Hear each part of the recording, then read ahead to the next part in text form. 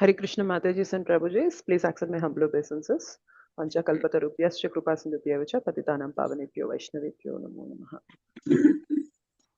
Welcome to our session on 108 important shlokas. Hare Krishna Mataji.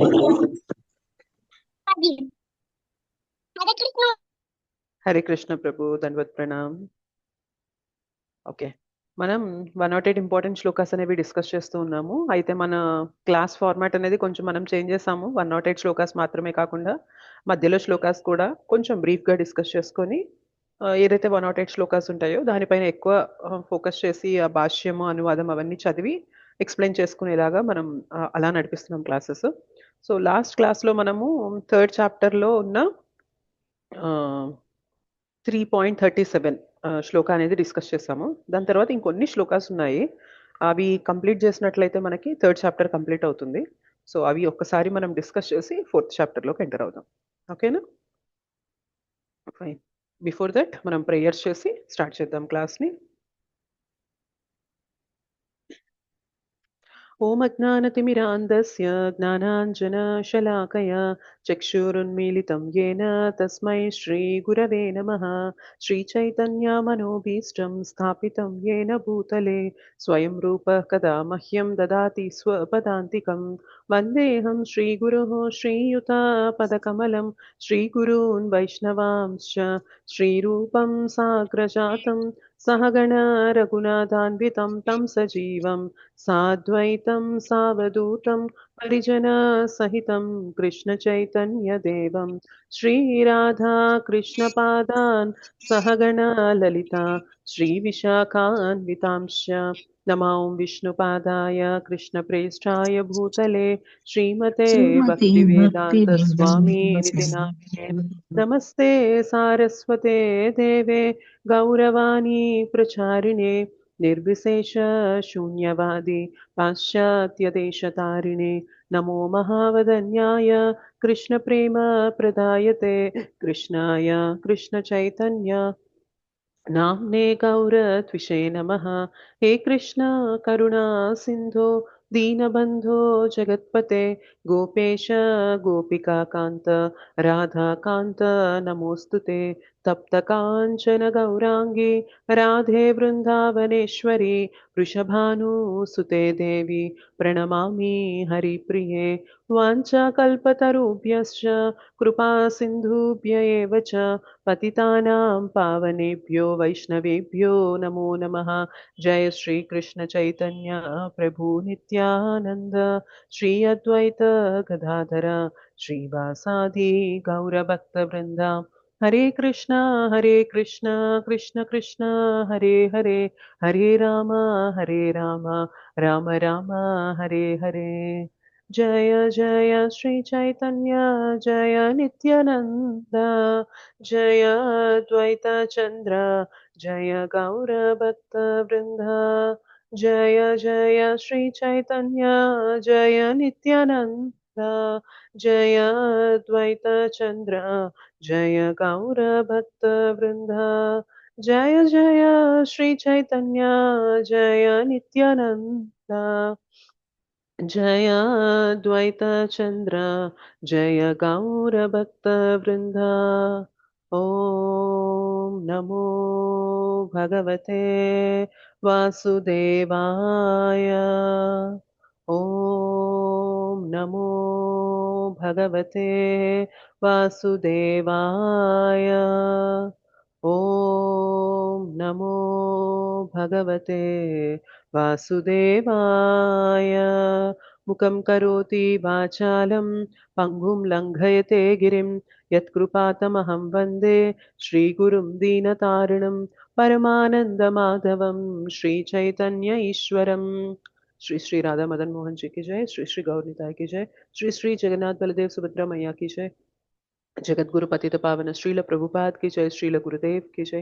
अनंत कोटि वैष्णव वृंद की जय. समावेत गौर भक्त वृंद की जय. श्रीमद् भगवद गीता की जय. कलयुग पावन हरिनाम संकीर्तन की जय. हरे कृष्ण महामंत्र की जय. हरिनाम प्रभु की जय. निताय गौर प्रेमानंदे हरि हरि बोल.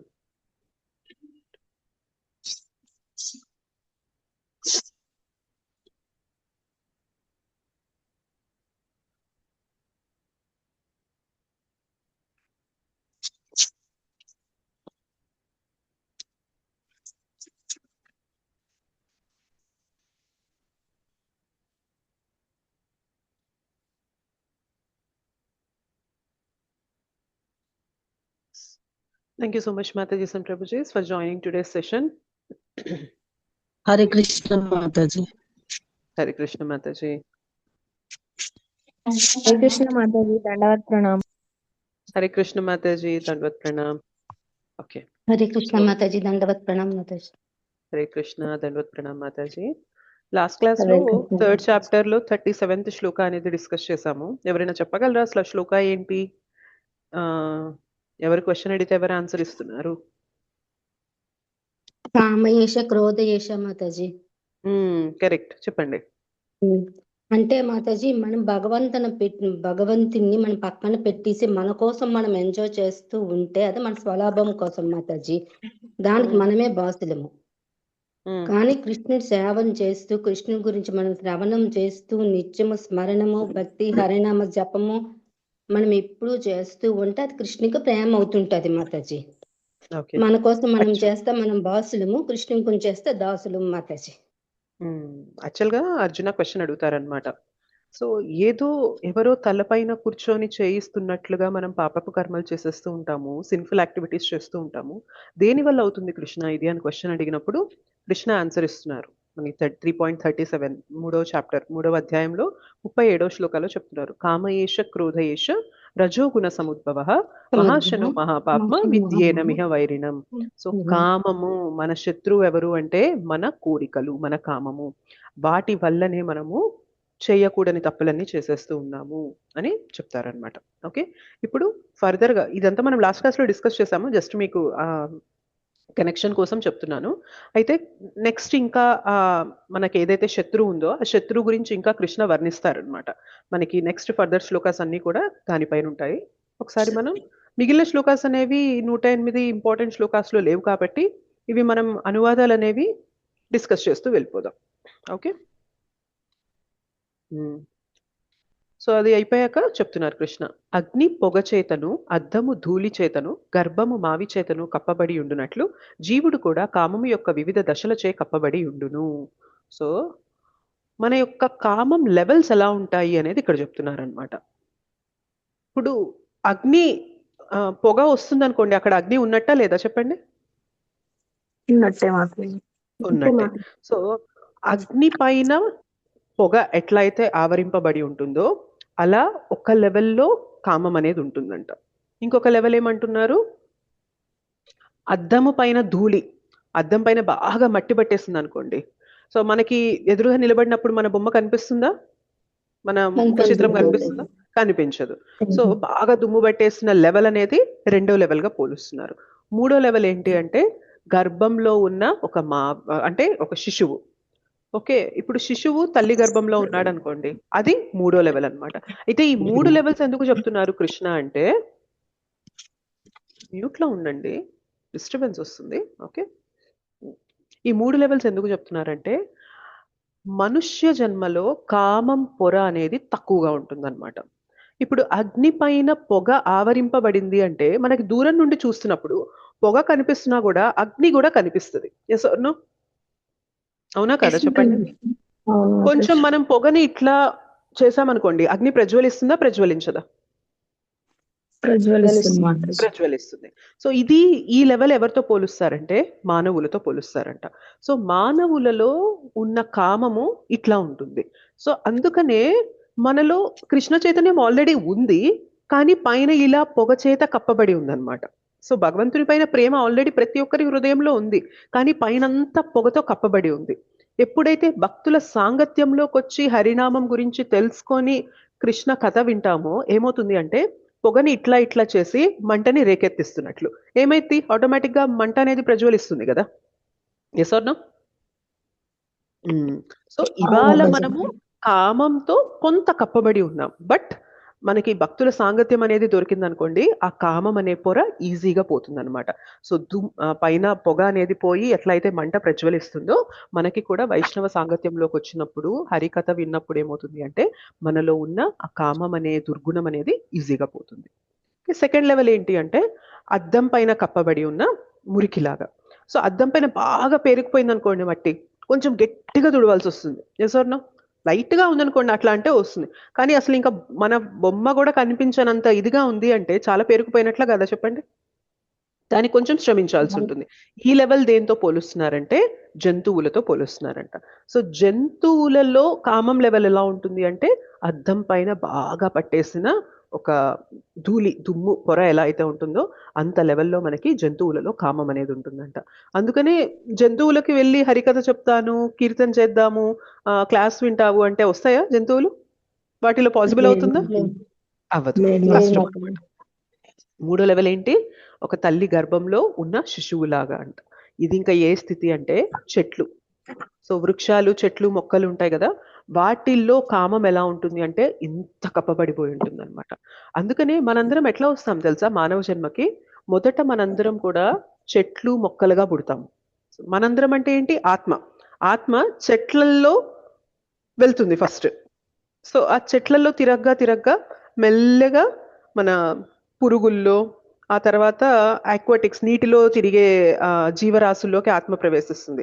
ఆ తర్వాత ఏమవుతుంది? మెల్లమెల్లగా పక్షుల్లో ప్రవేశిస్తుంది. ఆ తర్వాత మనకి ఈ పాకేవి ఉంటాయి కదా, పాములు, తేళ్లు, బల్లులు ఇట్లాంటివి ఉంటాయి కదా, వాటిల్లోకి ప్రవేశిస్తుంది. ఆ తర్వాత మనకి ఇట్లా 4 కాళ్ళతో నడిచే జంతువుల్లాగా ప్రవేశిస్తుంది.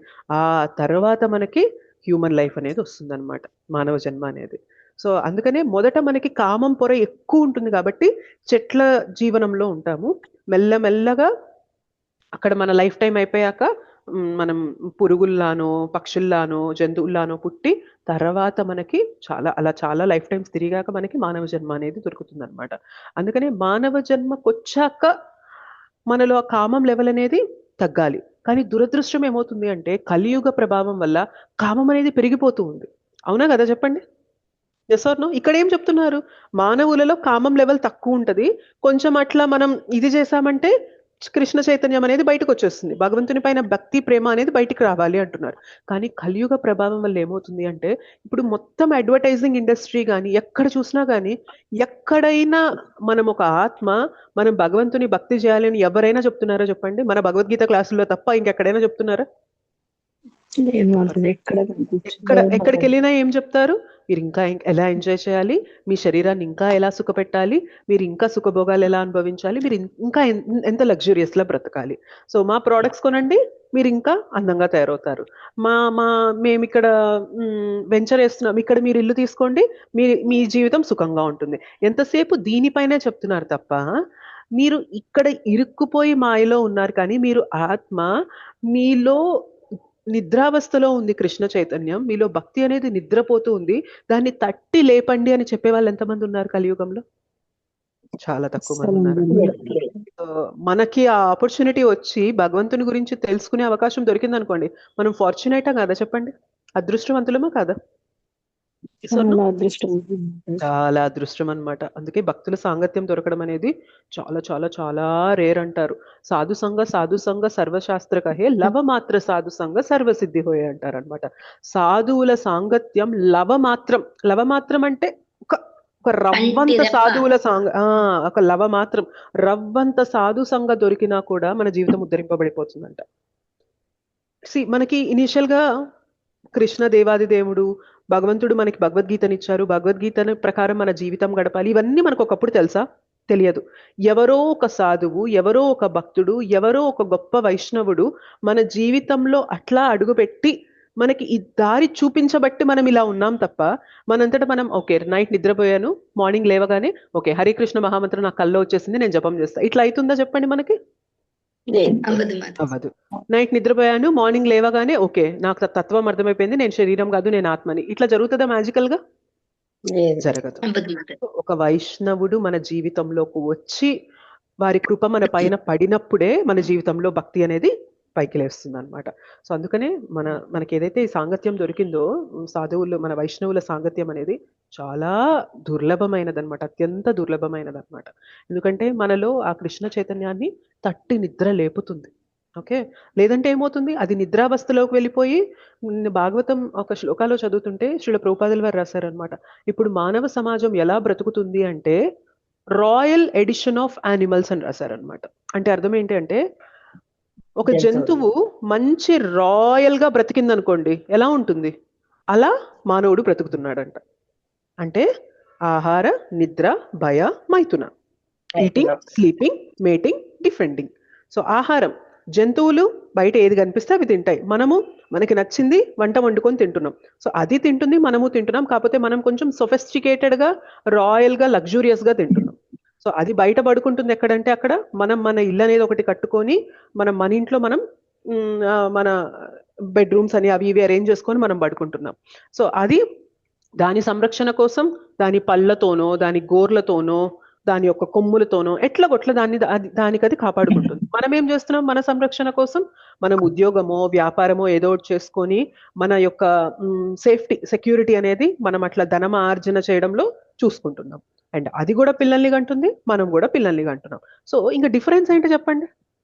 సో అందుకనే మనం ఏదైతే మానవ జీవితంలో చెయ్యాలో ఆ పని చేయడం లేదనుకోండి, బేసిక్ గా మనము ఒక జంతు జీవనాన్ని సొఫిస్టికేటెడ్ గా, అంటే ఒక లగ్జూరియస్ గా జంతువు బ్రతికితే ఎలా బ్రతుకుతుందో అలా బ్రతుకుతున్నట్లు అనమాట మనం. ఓకేనా? అది చెప్పారు శ్రీల ప్రభుపాదుల వారు. సో ఇంత అదృష్టం దొరికాక, ఇంత ఆపర్చునిటీ దొరికాక, మానవ జన్మ దొరికాక మనం అలా బ్రతుకుతున్నాం అనుకోండి, నో ఛాన్స్. మళ్ళీ ఈ లైఫ్ అంటే పుట్టిన వాడికి మరణం అనేది ఖచ్చితంగా జరుగుతుంది, తప్పదు. సో ఒక్కసారి పోయాడు అనుకోండి, మళ్ళీ మానవ జన్మ దొరుకుతుందా? ఏదైతే మనకి ఆపర్చునిటీ ఇచ్చినప్పుడు సద్వినియోగపరుచుకుంటామో అప్పుడే మళ్ళీ ఆపర్చునిటీ దొరుకుతుంది. మనకి చేతికి ఇచ్చిన ఆపర్చునిటీని మనం సరిగ్గా సద్వినియోగపరచుకోలేదనుకోండి, మళ్ళీ అది మనకి దొరుకుతుందా చెప్పండి? ఇప్పుడు పిల్లలకి కూడా మనం ఏదన్నా ఒక వస్తువు ఇచ్చామనుకోండి, దాన్ని చక్కగా యూటిలైజ్ చేసుకున్నారు అనుకోండి, మనం ఏం చేస్తాం? వీళ్ళు మంచిగా వాడుకున్నారు, రేపొద్దున ఇంకా మంచి వస్తువులు ఇస్తాను వాళ్ళకి, సో వాళ్ళకి తెలుసు ఎలా వాడాలి అని చెప్పి మనకు అనిపిస్తుంది పిల్లల గురించి. Yes or no? తల్లిదండ్రులుగా మనకు అలా అనిపిస్తుందా లేదా? అలా కాదు. మనం ఏదన్నా వస్తువు ఇచ్చాము, ఇప్పుడు మనము ఒక 50 రూపీస్ మనీ ఇచ్చాము. సో మన పిల్లలు మనల్ని అడిగారు, అమ్మా నేను ఇలా కొనుక్కొని తినాలనుకుంటున్నాను, ఓకేనా అని చెప్పి మనల్ని అడిగారు. ఇట్లా జంక్ ఫుడ్ వద్దు నాన్న, నీకు ఇంకేదైనా కొంచెం హెల్దీగా కావాలంటే తీసుకొని తిను అని చెప్పి చెప్పామనుకోండి, దానికి తగ్గట్టుగా వాళ్ళు ఫాలో అయ్యారు అనుకోండి, నెక్స్ట్ టైం వాళ్ళు అడగక ముందే మనం ఇస్తామా లేదా? ఇస్తాం. అలా కాదు, మనకు ఒక మాట చెప్పి వాళ్ళు బయటికి వెళ్ళి దాన్ని వృధా చేసేసుకొని అంటే మనం ఏదైతే వద్దంటున్నామో దాని జోలికి వెళ్ళి చేశారనుకోండి, నెక్స్ట్ టైం వాళ్ళు అడిగినా కూడా మనం ఇవ్వం. Yes or no? అలానే మానవ జన్మ కూడా అంతే అన్నమాట. ఇవాళ మానవ జన్మ వచ్చాక ఒక జంతువులాగే బ్రతికామనుకోండి, సొఫిస్టికేటెడ్, వెరీ పాలిష్డ్ యానిమల్ లాగా బ్రతికామనుకోండి, నెక్స్ట్ లైఫ్ ఏది కావాలని చెప్తున్నాం మనము ప్రకృతికి? భక్తిగా ఉంటాను. నెక్స్ట్ లైఫ్ ఇవాళ మనం జంతువులాగే బ్రతుకుతున్నాం. ఆహార నిద్ర భయం మైదునంలోనే మన జీవితం నడిపేస్తున్నాం, ఇంకేం పట్టించుకోవట్లేదు. మనం పొద్దున్న లేచినప్పటి నుండి రాత్రి పడుకునేదాకా ఈ 4 పనులలోనే మనం నిమగ్నం అయిపోయి ఉన్నాం అనుకోండి. అలా జీవితం అంతా గడిపాక ఒకసారి మనం మృత్యు పాలైపోయాక తర్వాత జన్మ ఏది రావాలని చూపిస్తున్నాం ప్రకృతికి మనం? ఆహార నిద్ర భయం మైదునమే చేశాను కాబట్టి మళ్ళీ నాకు దానికి సూటబుల్ లైఫే వస్తుంది, అంటే ఒక జంతువులాగా నాకు జన్మ అనేది వస్తుంది అనమాట. సో మానవుడి యొక్క జన్మ పర్పస్ అనేది వేరే ఉంది. సో జంతువుకి తెలియదు. అందుకని మీకు తెలుసా, ఈ మనం చేసే పుణ్యాలు పాపాలు లెక్కలు చిత్రగుప్తుడు మన లెక్కలు రాస్తా ఉంటారు అని చెప్పి మనం వింటూ ఉంటాం. Yes or no? మనం చేసే పాపం ఏవే తప్పులు చేస్తూ ఉంటామో అవన్నీ నోట్ చేస్తూ ఉంటారంట. ఇది కేవలం మానవులకే జరుగుతుంది. జంతువులకు వెళ్ళి చిత్రగుప్తుడు, ఓకే నువ్వు ఇవాళ నువ్వు ఒక బల్లివి కదా, నువ్వు ఒక పురుగుని తిన్నావు, ఓకే ఇవాళ డేట్ వేస్తున్నాను, evening so and so time నువ్వు ఈ పురుగుని తిన్నావు, రేపు పొద్దున నువ్వు ఇంకొక దాన్ని తిన్నావు, ఇంకొక దాన్ని హర్ట్ చేసావు అని దాని చిట్టా ఏం రాయరు ఆయన. ఎవరి చిట్టా రాస్తున్నారు ఆయన? మానవులుగా పుట్టిన వారి చిట్టానే రాస్తున్నారు. ఎందుకు? మానవులు అకౌంటబుల్, మనిషి అకౌంటబుల్ అన్నమాట చేస్తున్నానికి. జంతువులకు అలా కాదు. వాటి యొక్క జీవనం సాగాలి అంటే ఒక జీవి ఇంకొక జీవిని చంపి తినాలి, వాటికి అది సహజం. దానికి పుణ్యం పాపం లెక్కలేసామనుకోండి అది కుదరదు వాటికి. కానీ మానవునికి అలా కాదనమాట. నీకు హయ్యర్ ఇంటెలిజెన్స్ ఇచ్చాను, సో నువ్వు ఇంత తెలివిచ్చిన తర్వాత కూడా నువ్వు ఒక జంతువులానే బ్రతుకుతున్నావు అనుకో, నీ చిట్టా అంతా రాస్తా, నీకు చూపిస్తా. అంతా అయిపోయాక దానానా ఇదిగో నువ్వు ఇవన్నీ చేసావు, ఇది ఇది ఇది ఇది ఇది ఇది దీనికోసం నువ్వు ఈ శిక్ష అనుభవించాలి అని చెప్పి తీసుకెళ్తారనమాట. సో మానవ జన్మ చాలా రేరెస్ట్ అనమాట. కేవలం ఆహార నిద్ర భయం మైదునంలోనే బ్రతుకుతున్నామంటే మాత్రం ఒక జంతువులాగా బ్రతికేస్తున్నట్లు. ఓకే, ఇంకా కొంతమంది, ఇంకా మీకు భగవద్గీతలో అయితే కొన్ని ఇనిషియల్ గా కొన్ని పిక్చర్స్ ఇస్తారు. ఏంటి అంటే దుర్లభం మానుషో జన్మ అనేది అంటారు కదా మాతాజీ. దుర్లభో మానుషో దేహో దేహినాం క్షణ భంగురహ అని అంటారు. నాకు ఇది ఎక్కడో విన్నాను, నాకు కరెక్ట్ గా గుర్తులేదు. అంటే చాలా రేర్ ఆపర్చునిటీ మానవ జన్మగా దొరకడం అనమాట. మానవ జన్మ అనేది మనకి దొరకడం చాలా సౌభాగ్యం అనమాట. సో దేహినాం క్షణ భంగుర, క్షణకాలం చాలు దీన్ని వదిలేసి వెళ్ళిపోవడానికి. సో మనకి అంటే మనకేమైనా గ్యారంటీ ఉందా చెప్పండి? నెక్స్ట్ 5 ఏళ్ళు నేను బాగుంటాను, నెక్స్ట్ 10 ఏళ్ళు నేను బాగుంటాను, నెక్స్ట్ 30 ఏళ్ళు నాకు రాసి పెట్టుంది ఎంత బాగుంటాను అని చెప్పి చెప్పగలమా? నెక్స్ట్ మూమెంట్ ఏం జరుగుతుందో మనకి తెలియదు, అవునా కదా? సో అట్లాంటి ఫిక్కల్ వరల్డ్ ఏమంటారు, ఏం జరుగుతుందో ఊహించలేని గ్రహించలేని అటువంటి పరిస్థితుల్లో మనం ఉన్నామన్నమాట. సో ఇటువంటి పరిస్థితుల్లో మనకి భగవత్ భక్తి తప్ప ఇంకొక మార్గం లేనే లేదు. అది పట్టుకుంటేనే మనకు అర్థమవుతుంది, నేను శరీరం కాదు నేను ఆత్మని అన్న విషయం భక్తి చేస్తుంటేనే మనకి దృఢంగా గుర్తుంటుంది అనమాట. భక్తి చేయడం లేదనుకోండి, జస్ట్ ఓకే వింటున్నాము, ఓకే నేను ఆత్మనంట, ఓకే నేను శరీరం కాదంట అని చెప్పి ఆ విన్న కొద్దిసేపు ఉంటుంది, తర్వాత మళ్ళీ మన జీవనం ఎలా సాగుతుంది, శరీర ప్రకారమే సాగుతూ ఉంటుంది. కానీ హరినామ జపం చేస్తూ భగవంతుని కథ అనేది రెగ్యులర్గా వింటున్నాం అనుకోండి, మనకి మెల్లమెల్లగా ఇంటర్నలైజ్ అయిపోతుంది అనమాట. ఓకే నాకు శరీరానికి ఏదన్నా ఇబ్బంది కలిగినా కూడా ఫైన్, ఓర్చుకుందాం, ఎనీవే ఇది నేను టెంపరీగా ఉండడానికే వచ్చాను. ఇప్పుడు మనం ఒక ట్రైన్లో వెళ్తూ ఉన్నాం అనుకోండి, సో మనకి మార్నింగ్ ఎక్కాము, ఈవినింగ్ మన గమ్యస్థానానికి చేరుతాము. సో మార్నింగ్ నుండి ఈవినింగ్కి మనకి లెట్స్ సే ఒక 7-8 అవర్స్ మనం ట్రావెల్ చేస్తున్నాము.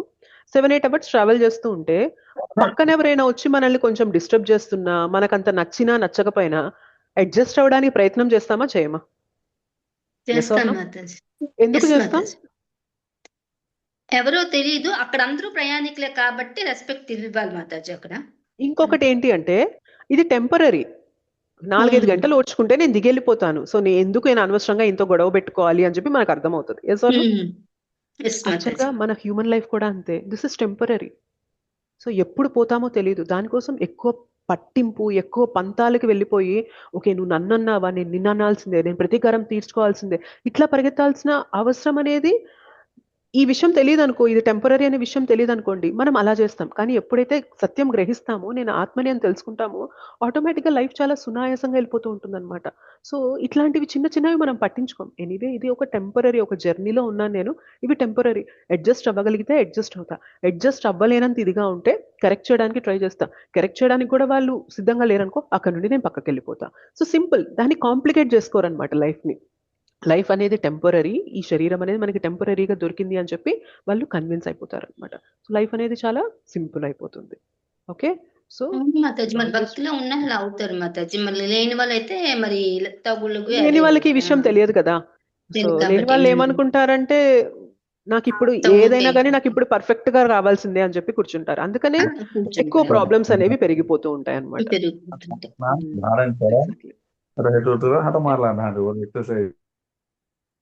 ఓకే సో ఇలా 3 లెవెల్స్లో మనము కామం అనేది చూడొచ్చు అనమాట. సో మానవులలో పొగతో కప్పబడిన అగ్నిలాగా ఉంటుంది, జంతువులలో అద్దం పైన ఉన్న ధూళిలాగా ఉంటుంది, చెట్లలో మావి చేత కప్పబడిన ఒక శిశువులాగా ఉంటుంది అనమాట. సో ఇలా 3 లెవెల్స్లో మనకి కామం అనేది ఉంటుంది అని కృష్ణ చెప్తున్నారు. ఇంకేమంటున్నారో చూడండి. ఈ విధముగా జ్ఞానవంతుడైన జీవుని శుద్ధ చైతన్యము ఎన్నడును తృప్తి చెందనిదియు మరియు అగ్నివలే దహించునదియును అయిన కామమనడి నిత్య శత్రువుచే ఆవరింపబడి ఉండును. సో శుద్ధ చైతన్యం అనేది ఎన్నడూ తృప్తి చెందనిదియు మరియు అగ్నివలే దహించునదియును అయిన కామమనడి నిత్య శత్రువుచే ఆవరింపబడి. సో ఏం చెప్తున్నారు చూసారా, ఈ కామం అనేది ఎలా ఉంటుంది అంటే, ఒక కోరిక తీర్చామనుకోండి, జనరల్గా ఎలా ఉండాలి చెప్పండి, మనకి ఇప్పుడు కోరిక కలిగింది అనుకోండి, కోరిక తీరితే తృప్తి అనేది రావాలి మనకి. Yes or no? ఓకే అమ్మయ్య నా కోరిక తీరింది, నేను ఏదైతే అనుకున్నానో అది నాకు దక్కింది, నేను హ్యాపీగా ఉంటాను అని చెప్పి మనకి తృప్తి అనేది రావాలి. కానీ మనం ఇప్పుడు ఇన్ని సంవత్సరాలు బ్రతికాం కదా, ఎన్ని కోరికలు తీరుంటాయి మనకి, మనం ఎన్ని కోరికలు అడుగుంటాం, ఎన్ని కోరికలు తీరుంటాయి, అయినా మన జీవితంలో తృప్తి ఉందా? లేదు. సో బేసిక్గా ప్రాబ్లం ఏంటి అంటే, మనం కోరికలు తీర్చే కొద్దీ కోరికలు పెరుగుతూ ఉంటాయి తప్ప కోరికలు తీరాయి అన్న తృప్తి అనేది రాదనమాట. ఇది ఎలా ఉంటుంది అంటే, అగ్నిహోత్రంలో అగ్నిని ఆర్పాలి అనే ఉద్దేశంతో అగ్నిలో మనము నెయ్యిని వేస్తూ ఉన్నామన్నమాట. ఏమవుతుంది చెప్పండి, అగ్నిని ఆర్పాలి, నెయ్యి వేస్తూ ఉన్నాను, పెరిగిపోతూ ఉంటుంది. ఎగ్జాక్ట్లీ, ఇంకా ప్రజ్వలించిపోతుంది అనమాట. సో మనం కూడా ఏం చేస్తున్నామంటే, మన కోరికల వెనక పరిగెడుతూ కోరికలు తీర్చుకోవడం వెనకే పరిగెడుతున్నాం అనుకోండి, ఇంకా ఇంకా ఇంకా ఇంకా ఇంకా ఇంకా కోరికలు పెరుగుతాయి. సో ఏ ఏ వ్యక్తికి కూడా పలానా స్థితికి నేను చేరాక చాలు, నేను ఏదైతే అనుకున్నానో దీనేం చేరాను, ఇంకా నాకు ఎలాంటి కోరిక లేదు, నేను ప్రశాంతంగా ఉంటాను అనే వ్యక్తి ఎవరైనా ఉంటారా? ఇంపాసిబుల్, ఉండరనమాట. ఒకవేళ ఉన్నా కూడా ఏమవుతుంది అంటే మేబీ ఆ ఒక్క రోజుకు ఉంటారేమో, వాళ్ళు అనుకున్నది తీరితే ఆ 1-2 రోజులు ఉంటారేమో, మళ్ళీ ఇంకో కోరిక పుడుతుంది. 2 రోజులు అయ్యాక మళ్ళీ ఇంకో కోరిక పుడుతుంది. సో ఇప్పుడు ఈ కోరిక కూడా తీరాలి అని చెప్పి మనము ప్రాకులాడుతూ ఉంటాం అనమాట. సో మనం ఏదైతే ఈ కామం అని చెప్తున్నామో ఇక్కడ, అవి తీర్చే కొద్దీ పెరుగుతూ ఉంటాయి. మరి ఏం చేయాలి అంటే తీర్చకుండా కంట్రోల్ చెయ్యడంలోనే మనం కామం పైన జయిస్తాం అనమాట. సో మనకి భౌతిక జగత్తులో జనరల్గా ఎలా ప్రొజెక్ట్ చేస్తారు చెప్పండి? మీకు కోరిక వచ్చిందా, ఉన్నది ఒక్కటే జిందగీ, ఎంజాయ్ చేసాయి అంతే, ఇదే చెప్తారు. Yes or no? మనకి లైఫ్ ఒక్కటే ఉంది, నీకు ఏ కోరిక వస్తే, నీకు ఏం చేయాలనిపిస్తే అది చేయి, నువ్వేమీ ఆలోచించద్దు, ఇది నీ జీవితం, నీకు స్వతంత్రం ఉంది, నీకేది చేయాలనిపిస్తే అది చేయని చెప్పి చెప్తారు. కానీ భగవద్గీత ఏం చెప్తుంది తెలుసా? నీకేది చేయాలనిపిస్తే అది చేసుకుంటూ వెళ్తే నువ్వు ఇంకా నీ కోరికలకి బానిసైపోతావు. సో నువ్వు నీ కోరికల పైన జయించాలి అంటే ఇనీషియల్గా కోరిక వస్తుంది చూసావా, అప్పుడే ఆపాలి, ఇంద్రియాల లెవెల్లోనే ఆపేయాలి.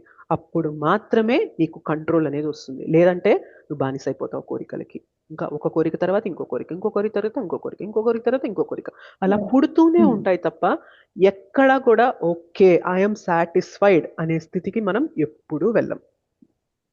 మనం జనరల్గా బాగా చదువుకున్న తర్వాత నాకు మంచి ఉద్యోగం వస్తే బాగుంటుంది అని అనుకోరుకుంటాం. ఓకే, భగవంతుని దయ వల్ల మంచి ఉద్యోగం వచ్చింది. మంచి ఉద్యోగం వచ్చాక ఒక 3 నెలలు, 4 నెలలు, 5 నెలలు, 6 నెలలు, ఒక సంవత్సరం బాగానే ఉంటుంది. ఆ తర్వాత ఏమవుతుంది?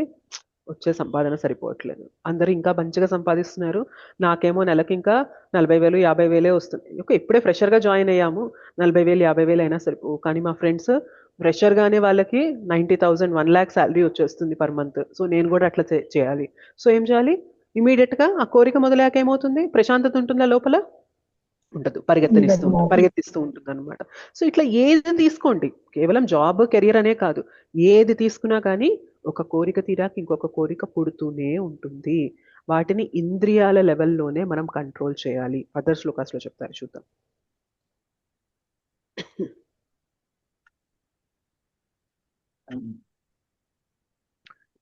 ఇంద్రియములు, మనస్సు, బుద్ధి అనునవి ఈ కామము నివసించు స్థావరములు. వీని ద్వారా కామము జీవుని యథార్థ జ్ఞానమును ఆవరించి అతనిని మోహింపజేయును. సో మన శత్రువు ఎవరంటున్నారు? కామం అంటున్నారు. అయితే శత్రువు ఎక్కడెక్కడ ఉంటారో కూడా చెప్తున్నారనమాట కృష్ణ. సో అంటే చాలా స్పెషల్ కదా, శత్రువు అని చెప్తున్నారు, శత్రువు ఉండే ప్లేసులు కూడా చెప్తున్నారు అనమాట. అండ్ శత్రువు ఉండే ప్లేసులు చెప్తూ మనకి ఫర్దర్గా ఏం చెప్తారంటే ఆ శత్రువు పైన ఎలా జయించాలో కూడా మనకి తెలుస్తూ ఉంటుంది అనమాట.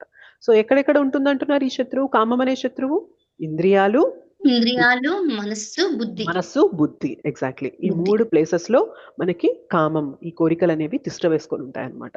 సో వీని ద్వారా కామము జీవుని యథార్థ జ్ఞానమును ఆవరించి అతనిని మోహింపజేయును. ఈ 3 ప్లేసెస్లో బుద్ధి, మనస్సు, ఇంద్రియాలు, ఈ 3 ప్లేసెస్లో కామం అనేది బాగా ఆవరించేసి మనల్ని ఏం చేస్తుందంటే మాయ, మోహానికి గురి చేస్తూ ఉంటుంది అనమాట. నువ్వు అది తెచ్చుకో, నీకు ఆనందం ఉంటుంది, ఇది తెచ్చుకో ఆనందం ఉంటుంది, అది చేయి ఆనందం ఉంటుంది, ఇక్కడికి వెళ్ళి ఆనందం ఉంటుంది, పలాంది అనుభవించు ఆనందం ఉంటుంది అని చెప్పి ఎప్పుడు కూడా మనల్ని ఒక మాయలో భ్రమింపజేస్తూ ఉంటాయి అన్నమాట. సో అవి ఏదైతే చెప్తూ ఉన్నాయో వాటికి మనం వెళ్ళిపోతూ ఉంటాం అనమాట, వెళ్ళిపోతూ ఉంటాం. అందుకనే మనం భక్తిలోకి వచ్చాక మనం చేసే అంగాలన్నీ, అంటే ఏవేవైతే భక్తిలో మనం చేస్తామో ప్రాక్టీసెస్, ఈ 3 ప్లేసెస్ ని కొడతాయి అన్నమాట. ఇంద్రియాల్ని, మనస్సుని, బుద్ధిని లాగి పెట్టి కొట్టేస్తాయి అన్నమాట. ఎట్లా కొడతాయి చెప్పండి? బుద్ధిని ఎలా కొడుతుంది? భక్తిలోకి వచ్చాక బుద్ధిని ఎలా సక్రమంగా దారిలోకి తీసుకొస్తాం చెప్పండి? శాస్త్ర అధ్యయనం చేస్తూ. సో భగవద్గీత చదువుతూ, భాగవతం చదువుతూ, భక్తుల సాంగత్యంలోకి వచ్చి హరికథ వింటున్నప్పుడు ఏమవుతుందంటే, శాస్త్రాలు చదువుతున్నప్పుడు బుద్ధి స్ట్రాంగ్ అవుతుంది అనమాట. ఇప్పటిదాకా బుద్ధి కామంతో ప్రేరేపింపబడిపోయింది. బుద్ధి ఏదైనా కోరిక కోరింది అనుకోండి మనస్సు, దాని వెనక బుద్ధి పరిగెత్తేసి ఓకే నువ్వు అది చేస్తావా, ఓకే నీకు నేను కావాల్సిందంతా నేను హెల్ప్ చేస్తాను అని చెప్పి బుద్ధి దాని వెనక వెళ్తూ ఉంటుంది. కానీ బుద్ధికి మనం బాగా సానబెట్టి శాస్త్రజ్ఞానం ఇచ్చామనుకోండి, బుద్ధి ఆపిద్ది అనమాట. బుద్ధి మన మనస్సుకు చెప్తుంది, నీకు బుద్ధి ఉందా లేదా, నువ్వు దీని వెనక పరిగెడతావేంటి, దీని వెనక పరిగెత్తడం వల్లనే ఇవాళ ఇలా జన్మ తర్వాత జన్మ తీసుకుంటూ ఇలా చిక్కుకుపోయి ఉన్నావు. సో అక్కడ సుఖం లేదు. శాస్త్రాల్లో ఇంతమంది ఆచార్యులు, ఇంతమంది వైష్ణవులు చెప్తున్నారు, ఇంద్రియ సుఖం వెనక పరిగెత్తిన వాడి యొక్క జీవితం బాగుపడినట్టు ఎక్కడా లేదు, ఎక్కడా లేదు. నువ్వేం చెప్తున్నావు? అక్కడికి వెళ్తే నాకు సుఖం వస్తుంది అని చెప్తున్నావు. అంటే నువ్వు వాళ్ళకన్నా గొప్పదానివా? నువ్వు వాళ్ళకన్నా గొప్పగా చెప్తున్నావా అని చెప్పి బుద్ధి క్వశ్చన్ చేసింది అనుకోండి, నోరు మూసుకుంటాయా లేదా? మనస్సు అండ్ మన ఇంద్రియాలు నోరు మూసుకుంటాయా లేదా చెప్పండి? సో భక్తిలో మనం ఏం చేస్తున్నాం? ఫస్ట్ బుద్ధికి సానబెడుతున్నాం శాస్త్ర జ్ఞానం ఇస్తూ. మనస్సును ఎలా ఎలా అదుపులోకి తీసుకొస్తున్నాం చెప్పండి? మంత్ర జపం బుద్ధి చేస్తూ. చిత్త మంత్ర జపం. సో మనస్సును ఎలా అదుపులోకి తెస్తున్నాం? మంత్రం జపం చేస్తాం అనమాట. సో హరే కృష్ణ మహామంత్రం, హరే కృష్ణ కృష్ణ కృష్ణ హరే హరే, హరే రామ రామ రామ హరే హరే అని హరినామ జపం చేస్తూ మనస్సు అటు ఇటు వెళ్తున్న మనస్సుని లాక్కొచ్చి నామం పైన ఫోకస్ చేస్తున్నాం అనమాట. అందుకనే జపం అనేది చాలా కష్టం. మార్నింగ్ క్లాస్ లో కూడా డిస్కస్ చేసాం ఇవాళ. సో జపం అనేది ఎందుకు కష్టము అంటే, మనస్సుకి ఎవరు కూడా ఇప్పటిదాకా కంట్రోల్ చేసిన వాళ్ళు లేరు. సో మనస్సుని పట్టుకొని నువ్వు ఇట్లాంటి పనులు చెయ్యకూడదు అని మనస్సుని కంట్రోల్ చేసిన వాళ్ళు ఎవరూ లేరనమాట. ఇవాళ మనం ఏం చేస్తున్నాం? హరినామాన్ని తీసుకొచ్చి మనస్సుని కంట్రోల్లో పెట్టడానికి చూస్తున్నాం. అందుకే మనస్సు చాలా ఒప్పుకోదనమాట. ఇప్పుడు ఎలా ఉంటదంటే, బాగా కంట్రోల్ తప్పిన ఒక ఏమంటారు, ఎద్దు ఉందనుకోండి, అది దానికి ఇంకా బాగా మదం ఎక్కిపోయింది అనుకోండి, దాన్ని మనం పట్టుకోగలమా? పట్టుకోలేదు. అది ఎవరి పైకంటే వాళ్ళ పైకి దూకేస్తూ ఉంటుంది, పొడి చేయాలని చూస్తుంది, అది ఇది చేస్తుంది. కానీ ఎవరైనా బలంగా ఉన్న వ్యక్తి దాని కొమ్ములు పట్టుకొని వంచేశారనుకోండి, అదేమవుతుంది? సరెండర్ అయిపోతుందా లేదా? ఇంకా అయిపోతుంది. దానికి ఇంకా పవర్ పోతుంది కదా. Yes or no? సో మనం ఏం చేస్తున్నాం తెలుసా? ఎగ్జాక్ట్లీ అదే చేస్తున్నాం మన మనస్సుతో. ఇప్పటిదాకా మనస్సుకి ఎదురొచ్చి నిలబడిన వాడు లేనే లేడనమాట. ఎంత మోటివేషన్ విన్నా, ఎంత మనల్ని ఎవరు ఇన్స్పైర్ చేసినా, ఏం చేసినా కానీ మనస్సు విరుగుడు తీసుకొచ్చేస్తుంది అనమాట. ఇవన్నీ నీకు వర్కౌట్ అవ్వవు, ఇవన్నీ నువ్వు ఫాలో అవ్వలేవులే అని చెప్పి మనస్సు, మనం ఎంత డిసిప్లిన్ లో పెట్టాలని చూసినా కానీ మనస్సు వాటి నుండి పక్కకి తీసుకొచ్చేస్తూ ఉంటుంది అనమాట. కానీ హరినామం దగ్గర మాత్రం దాని పప్పులు ఉడకవు. ఎందుకంటే హరినామం అనేది ఈ భౌతిక జగత్తు నుండి వచ్చింది కాదు, మనకి ఆధ్యాత్మిక జగత్తు నుండి వచ్చింది. హరినామం అంటే, హరినామం ఇజ్ ఈక్వల్ టు కృష్ణ, అంతే. హరినామం ఎక్కడైతే ఉంటుందో అక్కడ కృష్ణ ఉన్నట్లే. సో హరినామం మనం తీసుకుంటున్నాము, హరినామంతో మనం సాంగత్యంలో ఉన్నాము అంటే భగవంతునితో మనం సాంగత్యంలో ఉన్నట్టు, భగవంతుని శరణు తీసుకున్నట్టు. సో మనస్సు భగవంతుని ఎదిరించగలదా? ఆ శక్తి ఉంటుందా? భగవంతుని ఎదిరించగలిగే శక్తి ఉంటుందా మనస్సుకి? ఉండదు మాతాజీ. మిగిలిన చోట్ల అన్ని వేషాలు వేసిన మిగిలిన చోట్ల అంతా వేషాలు వేసిన మనస్సు హరినామం దగ్గరకు వచ్చేసరికి మాత్రం లొంగాల్సిందే. అందుకనే హరినామం పట్టుకుంటేనే మనకి ఎక్కడెక్కడ ఆలోచనలు వస్తూ ఉంటాయి, ఎప్పుడెప్పటి ఆలోచనలు, ఏవేవో ఆలోచనలు గుర్తొచ్చేస్తూ ఉంటాయి. ఎందుకంటే మనసు ఒప్పుకోదు. ఓకే ఓకే, నువ్వు హరినామం విన్నావంటే మాత్రం నా పని అయిపోయినట్లే, ఇంకా నా ఆటలు సాగవు. కాబట్టి నువ్వు హరినామం వినకుండా, ఫోకస్ చేయకుండా, నీకు అది గుర్తొచ్చేలా చేస్తా, నీకు ఇది గుర్తొచ్చేలా చేస్తా, నువ్వు ఆ ప్లానింగ్ చేసేలా చేస్తా, ఇది చేస్తా, అది చేస్తా. ఆ టైంలో మనకు అనిపిస్తుంది, అరే మనసు ఇంత ఎప్పుడెప్పుడో మర్చిపోయినవి కూడా చక్కగా గుర్తు చేస్తుంది, ఎంత పొరల్లో దాగున్నాయని చెప్పి మనకు అనిపిస్తుంది. కానీ ఒక్కసారి జపమాల తీసి పక్కన పెట్టండి, మళ్ళీ డల్ హెడెడ్ అయిపోతాం అనమాట. ఏం గుర్తుండదు. మళ్ళీ యాజ్ యూజువల్ మన మతిమరుపు మనకు వచ్చేస్తుంది. మళ్ళీ జపమాల తీసుకోండి, ఎక్కడెక్కడవో గుర్తొస్తాయి అనమాట. సో మనస్సు పెద్ద మాయలో పడేస్తుంది అనమాట మనల్ని. ఓకే, సో మనస్సుని అదుపులో పెట్టాలి అంటే కేవలం హరినామమే. అందుకే హరినామం చెప్పేటప్పుడు చాలా కష్టంగా ఉంటుంది, అయినప్పటికీ కూడా త్రాయతే మంత్రః. సో మంత్ర అంటేనే మనః త్రాయతే ఇతి మంత్రః. మనస్సుని అదుపులో పెట్టేది, మనస్సుని కంట్రోల్ చేయగలిగింది ఏదన్నా ఉంది అంటే అది మంత్రమే, ఇంకొకటి ఏది లేదు, ఇంకొక సాధనే లేదనమాట. ఓకే, అండ్ ఇంకొకటి ఏం చేస్తున్నాం? ఇంద్రియాల్లో కూడా మనకి కామం అనేది ఉంటుంది అంటున్నారు. సో ఇంద్రియాల్ని మనం ఏం చేస్తున్నాం? భక్తిలోకి వచ్చాక చేతులతో, కాళ్ళతో భగవంతుని ఆలయానికి వెళ్ళి మనం సేవ చేస్తున్నాం. చేతులతో మనం భగవంతుని టెంపుల్ క్లీన్ చేయడం కానీ, వైష్ణవులకి ఆహారం వడ్డించడం కానీ, భగవంతుని కోసం వంట చేయడం కానీ, భగవంతుని కోసం పూలమాలలు అల్లడం కానీ, భగవంతుని యొక్క అర్చ విగ్రహాల్ని డెకరేట్ చేయడం కానీ, లేకపోతే మన కాళ్ళతో టెంపుల్కి నడిచి వెళ్ళడం, అక్కడ సేవ చేయడం కోసం తిరగడం కానీ, ఇవన్నీ ఏం చేస్తున్నాం? ఇంద్రియాలని భగవత్ సేవలో వినియోగం చేస్తున్నాం అనమాట. సో ఎప్పుడైతే ఈ 3 చేస్తామో, బుద్ధితో భగవంతునికి కనెక్ట్ అవుతాం శాస్త్ర అధ్యయనం చేస్తూ, మనస్సుతో భగవంతునికి కనెక్ట్ అవుతాం మంత్రం చెప్తూ, అండ్ ఇంద్రియాలతో భగవంతునికి కనెక్ట్ అవుతాం మన ఇంద్రియాల ద్వారా భగవత్ సేవ చేస్తూ. ఈ 3 చేసినప్పుడు ఏమవుతుంది అంటే, ఈ 3 ప్లేసెస్ లో ఉన్న కామం అనే శత్రువుని మనం జయించేసినట్లే. ఓకే, సో మార్నింగ్ అని చెప్పాను కదా, కొంతమంది శత్రువులు బయటికి కనిపిస్తూ ఉంటారు. బయటికి కనిపించే శత్రువుని జయించడం చాలా తేలిక. ఓకే, కానీ కొందరు అలా కాదు, మనతోనే ఉంటారు, మన ఫ్యామిలీలోనే ఉంటారు, మన ఫ్రెండ్ సర్కిల్లోనే ఉంటారు, మనతో నవ్వుతూ మాట్లాడుతూ ఉంటారు, అయినప్పటికీ కూడా మనకి వెన్నుపోటు పడే వాళ్ళని చూస్తూ ఉంటారు. అట్లాంటి వాళ్ళని కనుక్కోవడం కష్టమా కదా చెప్పండి? కష్టం. సో మరి మనతో ఉన్న శత్రువులు ఏంటి అంటే మన అరిషడ్ వర్గాలు, అండ్ అందులో టాప్ మోస్ట్ ఏంటి అంటే ఇప్పుడు మనకి కామం అనమాట. కామ, క్రోధ, లోభ, మోహ, మద, మాత్సర్య ఇవన్నీ మనకి శత్రువులే. అండ్ ఇప్పుడు మన ప్రెసెంట్ టాపిక్ అనేది కామం పైన ఉంది కాబట్టి, సో ఏదైతే లస్ట్ కోరికలు వెనక పరిగెత్తడం అనేది ఉంటుందో అది మనకి గొప్ప శత్రువు అనమాట. సో దాన్ని మనకి జయించే మార్గం అనేది భక్తిలో శ్రీల ప్రభుపాదుల వారు ఆచార్యులందరూ చెప్పారనమాట. ఓకే, అందుకని భక్తి ఊరికే ఏదో ఫ్లూక్గా శాస్త్రాలు చదవండి, ఓకే నామం చేయండి, ఓకే భగవంతుని సేవ చేయండి అనేది ఊరికే వాళ్ళకి తోచింది చెప్పడం కాదు. ఇంత అనాలిసిస్ చేశారనమాట వైష్ణవులు. లస్ట్, కామం అనేది బుద్ధి లెవెల్లో ఉంటుంది, మనస్సు లెవెల్లో ఉంటుంది, ఇంద్రియాల లెవెల్లో ఉంటుంది. సో ఇక్కడ జయించాలి, ఇక్కడ జయించాలి, ఇక్కడ జయించాలి. ఇక్కడ జయించడానికి శాస్త్రాలు, ఇక్కడ జయించడానికి మంత్రము, ఇక్కడ జయించడానికి సేవ. సో ఇట్లా చేయడం వల్ల ఏమవుతుంది, అండ్ సేవ చేసే కొద్ది ఏమవుతుంది అంటే మనలో అహంభావం ఏదైతే ఉంటుందో, ఫాల్స్ ఈగో, మిథ్యాహంకారం అంటారు కదా, అది కూడా పోతుందన్నమాట. మనకు అర్థమైపోతుంది నేను ఒక సేవకుడినే, భగవంతుని యొక్క సేవకుడిని, అంతే. నేను ఇప్పటిదాకా మనం ఏమనుకుంటాం, నేను చాలా గొప్ప, నేను అది, నేను ఇది, నేను అది అని చెప్పి మనకి మనం చాలా డెసిగ్నేషన్స్ ఇచ్చుకుంటాం అనమాట. మనకి మనం చాలా ఏమంటారు వాటిని, డెసిగ్నేషన్స్ అంటే తెలుగులో ఏమంటాము, చదువులకు సంబంధించినవి ఉపాధి. పెట్టుకుంటాం. ఉపాధులు పెట్టుకుంటాం మనకి, పదవులు హోదాలు హోదాలు, ఉపాధులు పెట్టుకుంటూ ఉంటాం అనమాట. కానీ భక్తి చేసే కొద్ది ఏమవుతుంది అంటే అర్థమైపోతుంది ఇవన్నీ తర్వాత, ఇవన్నీ ఈ ఉపాధులన్నీ ఈ శరీరానికి సంబంధించిన ఉపాధులు. ఇప్పుడు నేను ఒకరికి తల్లిని, ఒకళ్ళకి భార్యని, ఒకళ్ళకి కూతుర్ని, ఒకళ్ళకి కోడల్ని, ఒక కంపెనీలో ఉద్యోగం చేస్తుంటే ఒకరి కింద నేను ఎంప్లాయీని. ఇవన్నీ ఏంటి, శరీరానికి సంబంధించింది. కానీ నేను శరీరం కాదు, నేను ఆత్మని.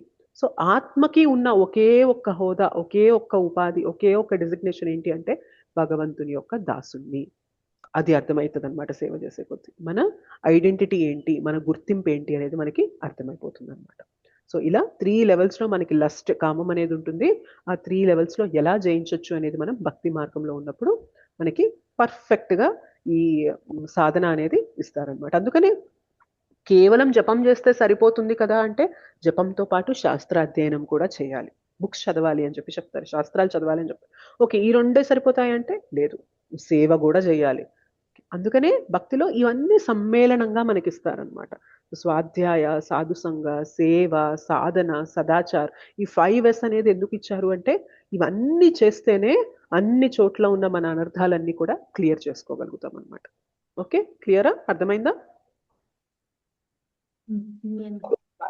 ఓకే మాతాజీ, అర్థమైంది. ఓకే, ఇంకేమంటున్నారా చూడండి.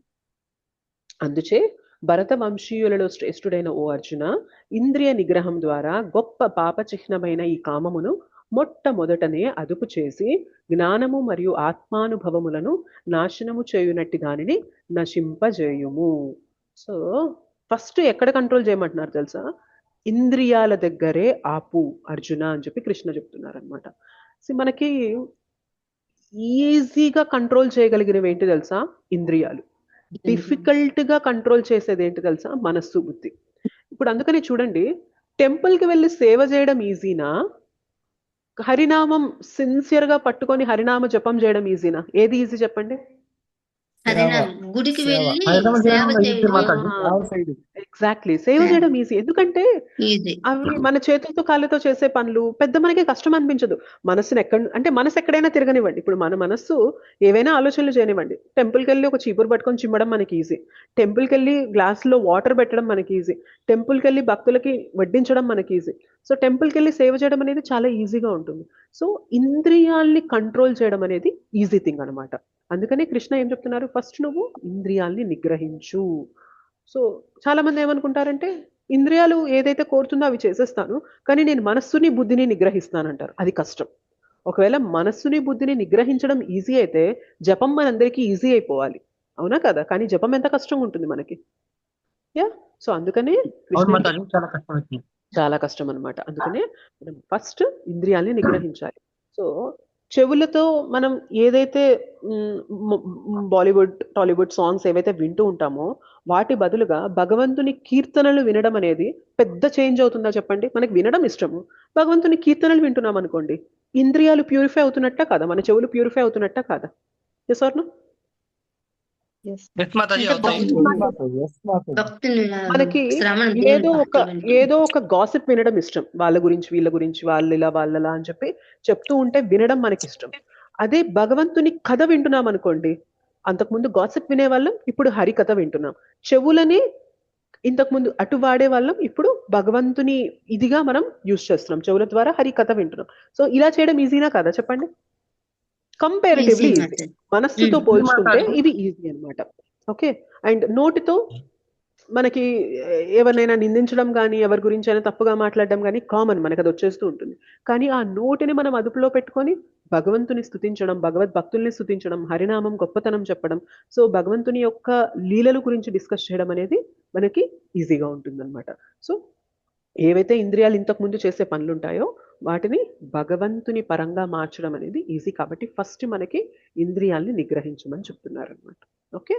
దాని తర్వాత మనము మనస్సుని బుద్ధిని నిగ్రహించడం అనేది చేయాలి. కానీ ఫస్ట్ థింగ్ ఏంటి అంటే ఇంద్రియాలను నిగ్రహించడం అనేది మనకి ఈజీగా ఉంటుంది. ఎందుకంటే ఇంద్రియాలు మనకి యాక్సెసిబుల్, ఈజీగా మనం యాక్సెస్ చేయగలుగుతాం. కానీ మనస్సులో వచ్చే ఆలోచనల్ని కంట్రోల్ చేయడం అంత ఈజీగా ఉంటుందా? ఉండదు.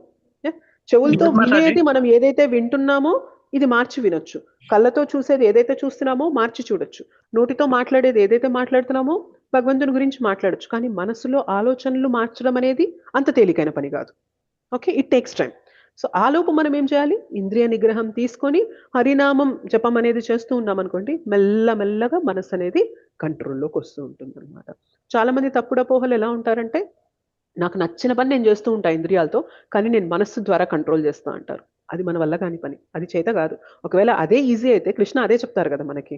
అని కృష్ణ ఏం చెప్తున్నారు? ఫస్ట్ కంట్రోల్ యువర్ సెన్సెస్, ఇంద్రియాల్ని కంట్రోల్ చేసుకో, మెల్లమెల్లగా మనస్సు బుద్ధి కూడా అదుపులోకి వస్తూ ఉంటాయి, సాధన మార్గం అనేది చేస్తూ ఉంటాయి అని చెప్పి చెప్తున్నారు. ఓకే. మెయిన్ కళ్ళు మాతాజీ, ఏది చూస్తే కావాలనిపిస్తుంది. ఎస్ మాతాజీ. సో మనం ఏం చేయాలి తెలుసా? కళ్ళకి ఏం చూస్తే కావాలనిపిస్తుంది కదా, కళ్ళతో కాకుండా చెవులకు ఎక్కువ హరికథ వినిపించాలన్నమాట. ఏమంటారు తెలుసా, మాయ తొందరగా మనలో ఎంటర్ అయ్యేది కళ్ళ ద్వారా, భగవంతుడు మనలో తొందరగా ఎంటర్ అయ్యేది చెవుల ద్వారా. ఓకే.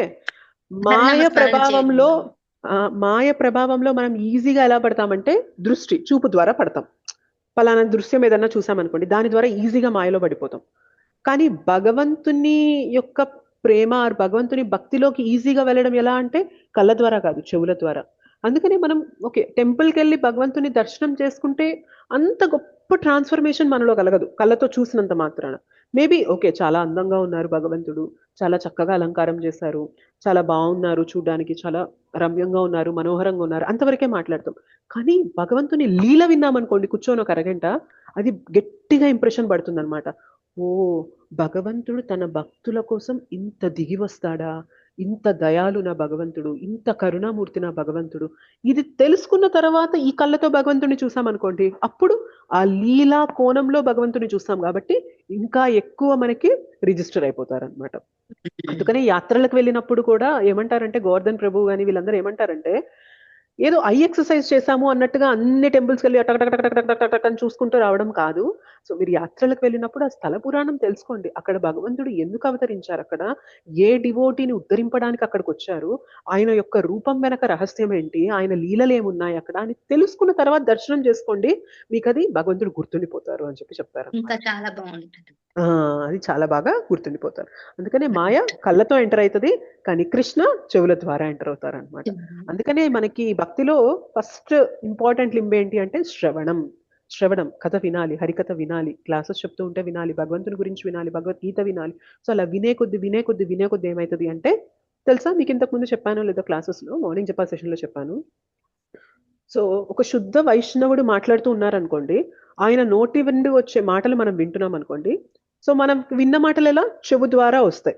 సో శుద్ధ వైష్ణవుని హృదయంలో కృష్ణ ఉంటారు. సో ఆయన మాట్లాడుతున్నప్పుడు ఏమవుతుంది అంటే, ఆయన హృదయంలో ఉన్న కృష్ణ ఆయన మాటల ద్వారా బయటికి వచ్చి, మనం శ్రద్ధగా వింటున్నాం అనుకోండి, మాటల నుండి బయటికి వచ్చిన కృష్ణ మన చెవులలోకి వెంటరయ్యి మన మనస్సులో స్థిరపడతారంట. ఓకే.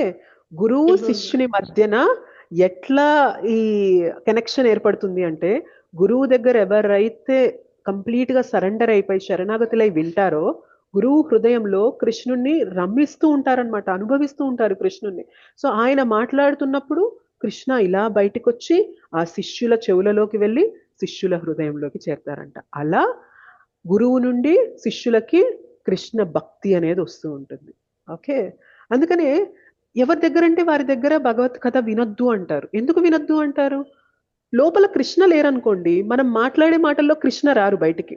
సో కృష్ణ రాకుండా మనం వింటున్నాం అనుకోండి, ఎంత విన్నా పెద్ద మార్పు జరగదు మనకి. కానీ లోపల కృష్ణ ఉన్నారనుకోండి, వాళ్ళు మాట్లాడే మాటల్లో ఆ కృష్ణ బయటికి వస్తారు. బయటికి వచ్చి మనం శ్రద్ధగా వింటున్నప్పుడు ఆ కృష్ణ మన చెవుల్లోకి వెళ్ళిపోయి మన హృదయంలో సెటిల్ అయిపోతారు. అండ్ ఇంతకుముందు చెప్పాను మళ్ళీ, కృష్ణ ఎలా ఉంటారు చెప్పండి? తిన్నగా రామచంద్రుడిలాగా స్ట్రైట్గా ఉంటారా ఇలాగా? ఆయన అలా ఉండరు. ఇట్లా మెలికలు మెలికలు వంపులు తిరిగి ఉంటారు ఆయన. త్రిభంగ శ్యామ సుందరుడు. మూడు భంగిమలు ఉంటాయి, త్రిభంగ శ్యామ సుందరుడు. సో ఆయన ఇట్లా ఇట్లా ఇట్లా ఇట్లా వంపులు తిరుగుంటారు కాబట్టి మన హృదయం ఏంటి? బాగా అజ్ఞానంతో చీకటితో నిండిపోయింది అనమాట. సో మనం వింటున్నాం కదా, శ్రద్ధగా విన్నప్పుడు కృష్ణ చెవుల ద్వారా వెళ్ళి హృదయంలోకి చేరతారు. కానీ హృదయం చాలా ఇరుగ్గా, చీకటిగా, మలినంగా ఉందన్నమాట. సో ఇక్కడికి వెళ్ళిపోయారు కృష్ణ, మనం విన్నాము ఒక గంట సేపు. ఓకే, కృష్ణ ఇప్పటిదాకా ఎంటర్ అయ్యారు. కానీ తర్వాత మళ్ళీ మనం పక్కకు వచ్చేసాక కృష్ణ అనుకుంటారు, నేను సమూహం ఎట్లాగో వచ్చి ఇక్కడ ఇరుక్కుపోయాను, ఇప్పుడు బయటికి వెళ్ళిపోవాలి అని చెప్పి పైకి రావడానికి చూస్తూ ఉంటారు. అక్కడేమో ప్లేస్ సన్నగా ఉంది, ఆయనేమో ఇట్లా వంపులు తిరిగి ఉన్నారు. అక్కడ నుండి బయటికి రావడం చేతగాక కృష్ణ ఇంకా అబ్బా నేను వచ్చి ఇక్కడ ఇరుక్కుపోయాను, ఇప్పుడు నేను ఏం చేయాలి వీళ్ళ హృదయంలో అని చెప్పి ఆయనే అక్కడున్న మలినాన్నంతా కూడా శుభ్రం చేసేస్తూ ఉంటారంట. సో మనం హరికథ వినే కొద్ది ఏమవుతుంది? భగవంతుడే మన హృదయంలోకి ఎంటర్ అయిపోయి మన హృదయంలో ఉన్న కామ, క్రోధ, లోభ, మోహ, మద, మాత్సర్యం అనే అరిషడ్ వర్గాలన్నీ కూడా క్లీన్ చేసేస్తూ ఉంటారు. హరికథకి అందుకే అంత పవర్ ఉంటుంది అనమాట. అందుకే టెంపుల్కి వెళ్ళినా కూడా ఒక నిమిషం కూర్చొని రండి అని చెప్తారు. ఎందుకు కూర్చోమనేది? ఏదో మనకి టైం ఉందన్నో అని కాదు. నో, యాక్చువల్గా రీజన్ ఏంటి అంటే భగవంతుని ఆలయంలో భగవత్ కథ అనేది చెప్తూ ఉంటారు. కట్ చేసాను. భగవత్ కథ, హరికథ చెప్తూ ఉంటారు. మనం ఒక 5 నిమిషాలు కూర్చున్నప్పుడు అక్కడ ఎవరైతే బోధన చేస్తూ ఉన్నారో, చెప్తూ ఉన్నారో వారి నోటి వెంట ఆ కథ విన్నప్పుడు భగవంతుడు మన చెవుల ద్వారా మన హృదయంలో ప్రవేశిస్తారు. ఆ ఆపర్చునిటీని వదులుకోవద్దు అని టెంపుల్కి వెళ్ళినప్పుడు ఒక నిమిషం కూర్చొని రండి అని చెప్పి చెప్తారనమాట. ఓకేనా? దాని వెనక రహస్యం అది. ఊరికే వెళ్ళి కూర్చొని రావడం కాదు. అక్కడ హరినామం సంకీర్తన చేస్తున్నా, హరి కథ చెప్తున్నా, ఏదైనా కానీ ఒక నిమిషం అక్కడ మనం ఆగినప్పుడు భగవంతుడు మన హృదయంలోకి ఎంటర్ అయ్యే ఛాన్స్ ఉంటుంది. సో దాన్ని మనం పోగొట్టుకోకూడదు అని చెప్పి మనల్ని అక్కడ టెంపుల్లో ఒక నిమిషం ఉండి రమ్మంటారు అనమాట. ఓకే, హరికథ. మాతాజీ ఇప్పుడు మన హృదయంలో కూడా భగవంతుడు వచ్చి ఉంటారా మాతాజీ? ఏమైనా అలాగా అవుతుంది అంటారా? తప్పకుండా ఉంటారు. మనం సిన్సియర్గా వచ్చి గొప్ప భక్తుల దగ్గర, వైష్ణవులు, శుద్ధ భక్తుల దగ్గర వింటున్నాం అనుకోండి, మనం ఖచ్చితంగా మనం సిన్సియారిటీ పెట్టి వింటున్నాం అనుకోండి. అందుకనే జపం అంత కష్టంగా ఉన్నా కూడా మీరు స్ట్రగుల్ చేస్తున్నారు కానీ జపాన్ని పక్కన పెడుతున్నారా చెప్పండి? లేదు కష్టమో నష్టమో ఇబ్బందో ఏదో ఒకటి పైన కింద పడుతూ జపం చేస్తున్నాం కానీ వదిలేయగలుగుతున్నామా జపాన్ని? వదలడం లేదంటేనే అర్థం ఏంటి చెప్పండి? లోపల ఆల్రెడీ కృష్ణ వచ్చారు, ఆ రుచి ఇచ్చారు మనకి. సో ఇవాళ మనకి ఎంత కష్టం ఉన్నా కానీ అయ్యో నేను జపం సరిగా చేయలేకపోతున్నానే, నేను అనుకున్న మాలలు చేయలేకపోతున్నానే అని బాధపడుతున్నామంటేనే భగవంతుని యొక్క ప్రమేయం, ఆ భగవంతుని యొక్క కృప మన పైన ఉన్నట్లే. ఆ బాధ కూడా లేకుండా తిరుగుతున్నాం అనుకోండి, చాలా డేంజరస్ పొజిషన్ అనమాట. అంటే ఓకే, ఏదో ఇంతకుముందు భక్తి చేసేవాడిని, 16 మాలలు అంట, అవన్నీ అంట, ఇప్పుడు సంభవం నేను బయటకు వచ్చేసాను, ప్రశాంతంగా ఉంది అని అన్నాడు అనుకోండి, అంత దౌర్భాగ్యవంతుడు ఇంకొకరు ఉండరు అనమాట. కానీ మనం ఒకప్పుడు 16 మాలలు చేస్తూ సంభవం జీవితంలో వచ్చిన కొన్ని కారణాల వల్ల సమ్ 8 రౌండ్స్కో 10 రౌండ్స్కో పడిపోయాక మనం చెప్తున్నాం, ఒకప్పుడు నేను 16 మాలలు చేసేదాన్ని, ఎంత చక్కగా చేసేదాన్ని, ఇప్పుడు నా జీవితంలో అది లేదే, నేను కోల్పోతున్నాను అని బాధపడడంలో కూడా భగవంతుని కృప ఉన్నట్టు. అర్థమవుతుందా ఏమంటున్నాను? సో ఖచ్చితంగా మనం సిన్సియర్ గా వింటున్నామంటే మాత్రం భగవంతుడు మన హృదయంలో ఎంటర్ అవుతారనమాట. ఓకే, సో ఇంకా అంటారు కదా, కేవలాష్టకంలో అంటారు, ఏమంటారు? హరి సదా వసేత్ తత్ర యత్ర భాగవత జనాః గాయంతి భక్తి భావేన హరేర్ నామేవ కేవలం. హరి ఎక్కడుంటారంట తెలుసా? హరి వైకుంఠంలోనో, అయోధ్యలోనో, లేకపోతే మన ఆధ్యాత్మిక ధామాల్లోనో ఉంటారని అపోహపడద్దు. హరినే చెప్తున్నారు, ఏమంటున్నారు? హరి సదా వసేత్ తత్ర యత్ర భాగవత జనాః. ఎక్కడైతే భాగవత జనులు, వైష్ణవులు గాయంతి భక్తి భావేన, భక్తి భావంతో హరినామం చెప్తూ హరికథ చెప్తూ ఉంటారో ఖచ్చితంగా అక్కడ హరి తిష్ట వేసుకుని ఉంటారు అని చెప్పి చెప్తున్నారు అనమాట. సో మనందరం ఇలా సాంగత్యంలోకి వచ్చి భగవంతుని గురించి తెలుసుకుంటూ హరినామం జపం చేస్తున్నామంటే ఖచ్చితంగా భగవంతుడు మనకి ఆ కృపని ఇస్తారు, మన లోపల ఎంటర్ అయ్యారనమాట. ఓకేనా? అలా ఎంటర్ అయిన భగవంతుడిని మనం కంప్లీట్ గా రియలైజ్ అవ్వాలి అంటే మన సాధనలో సిన్సియారిటీ పెంచాలి. ఓకే,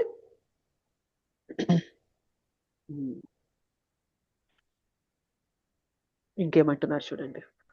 జడ పదార్థం కంటేను ఇంద్రియములు ఉత్తములు, ఇంద్రియముల కంటేను మనస్సు ఉత్తమము,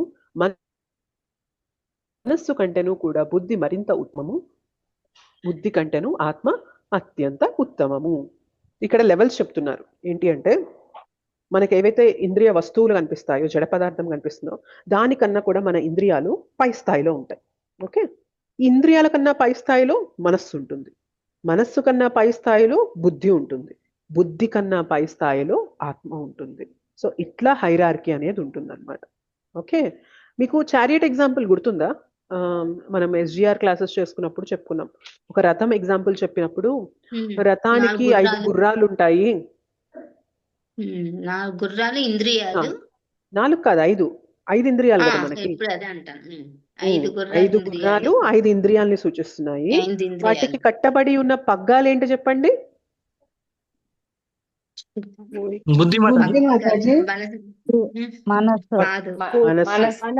పగ్గాలు మన మనస్సు.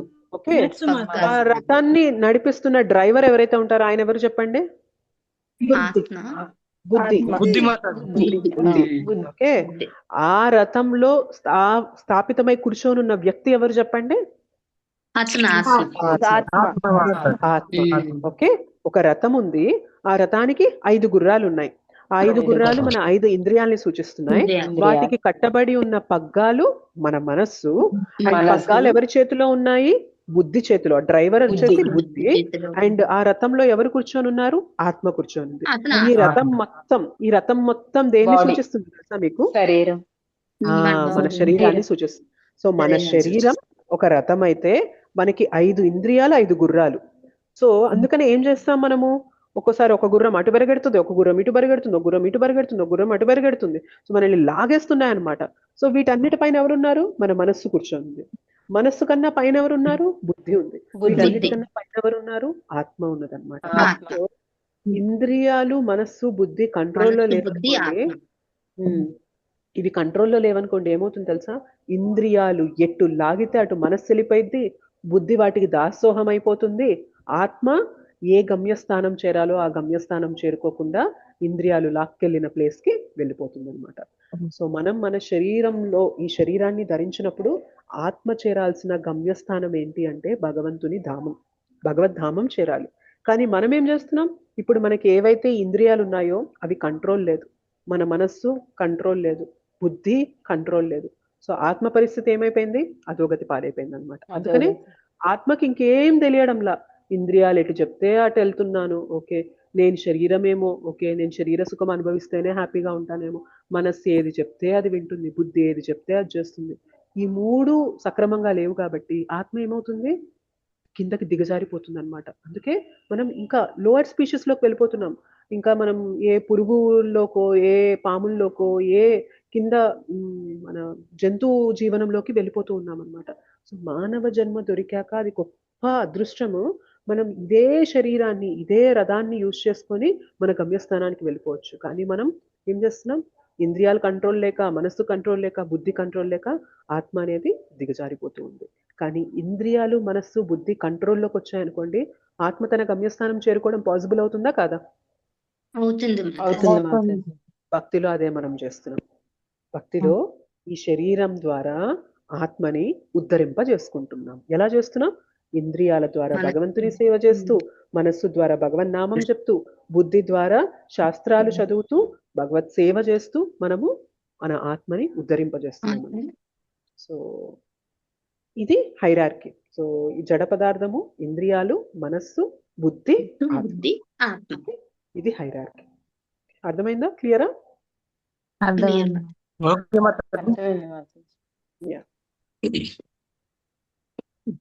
లాస్ట్ శ్లోక అనుకుంటా ఇది.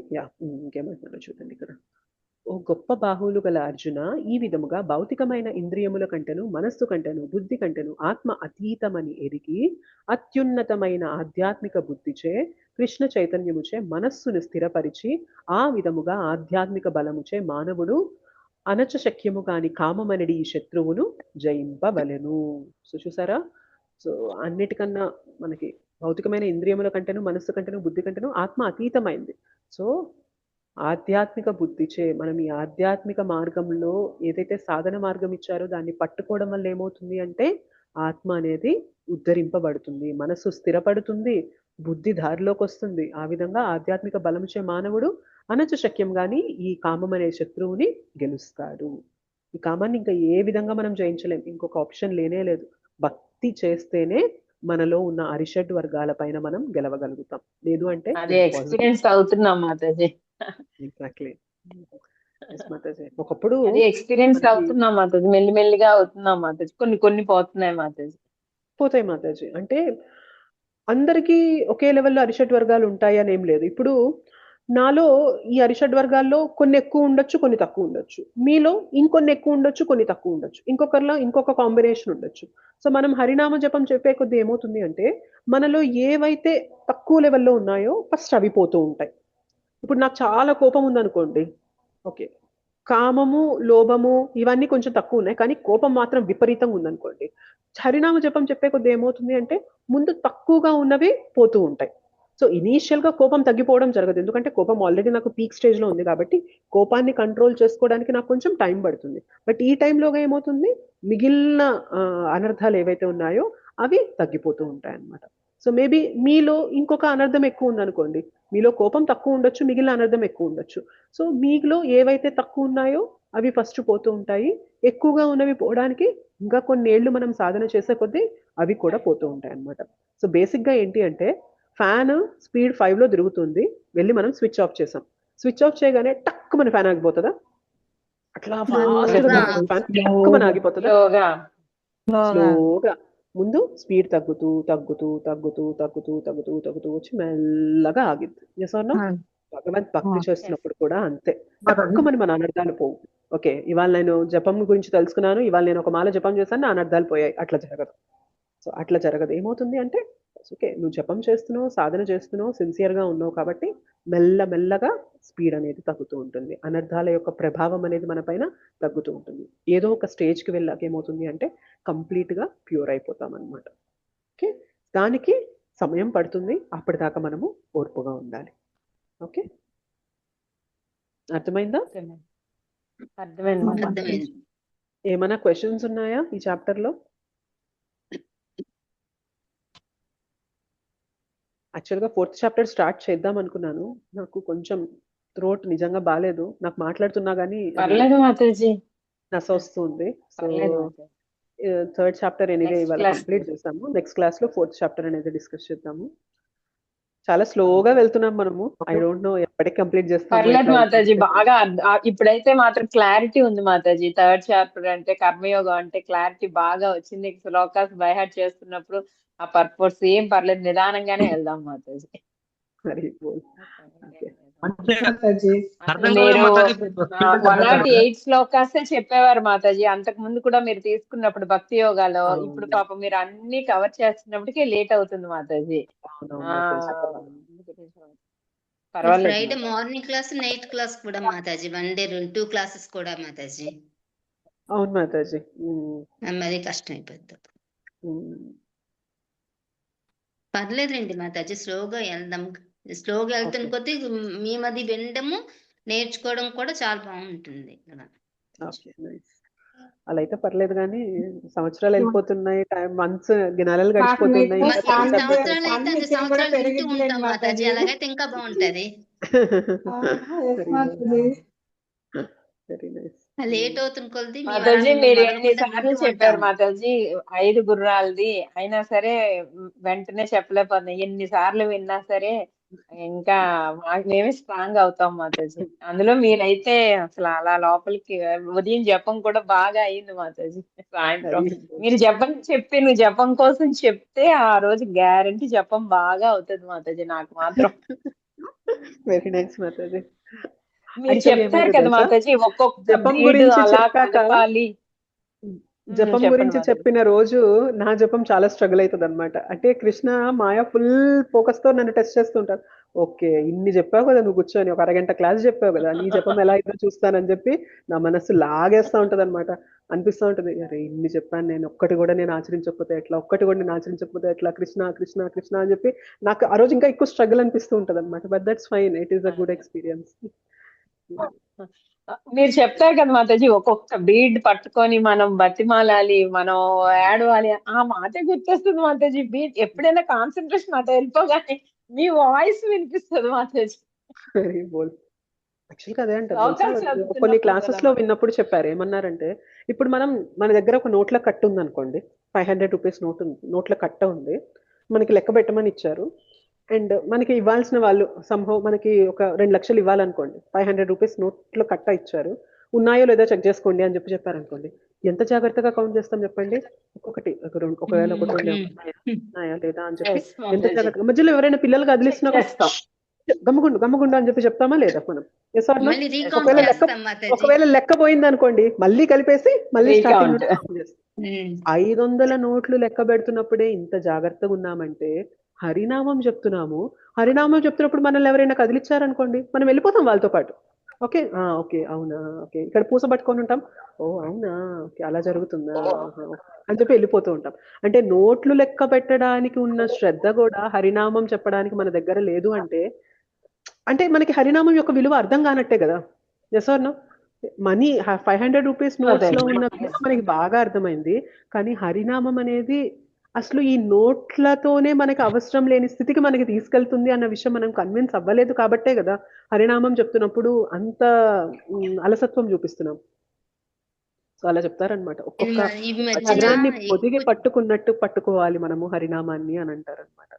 సో వజ్రాలు విసురుతూ ఉన్నారు, వజ్రాలు విసురుతూ ఉన్నప్పుడు మనం చేయి పట్టుకుంటున్నాం, ఓకే అని చెప్పి పట్టుకుంటూ ఉన్నాం. సో ఎంత జాగ్రత్తగా ఉండాలి, ఓకే ఎటు పడుతుంది అని చెప్పి ఇట్లా మనం పట్టుకుంటూ అమ్మ ఉంటాం కింద కదా, పడిపోతుంది, అమ్మ కింద కిందకి పడిపోతుంది. పడిపోతుందేమో అని చెప్పి పట్టుకుంటూ ఉంటాం కదా. హరినామం కూడా అలానే పట్టుకోవాలి, అమ్మో హరినామం వెళ్ళిపోతుంది, అమ్మో ఒక పూస వెళ్ళిపోయింది నేను వినలేదు, అమ్మో అమ్మో అని చెప్పి అంత జాగ్రత్తగా వినాలన్నమాట, అంత జాగ్రత్తగా అంత సిన్సియర్ గా వినాలి హరినామం. అందుకే అంత ఈజీ కాదు జపం అనేది, అంత సింపుల్ కాదు. ఓకే, ఇవన్నీ చెప్పడానికి బాగుంటాయి కానీ చేస్తున్నప్పుడు మళ్ళీ యాజ్ యూజువల్ స్ట్రగుల్ అనేది వస్తూ ఉంటుంది అనమాట. కానీ చెప్పే కొద్దీ వినే కొద్దీ ఏమవుతుంది అంటే, ఓకే కనీసం 108 సార్లలో కొన్ని సార్లు అయినా కానీ కొంచెం బెటర్ గా వినగలుగుతాం కదా, అలా మెల్లిమెల్లిగా ఇంప్రూవ్ అవుతామని చెప్పి ఇవన్నీ డిస్కస్ చేస్తాం.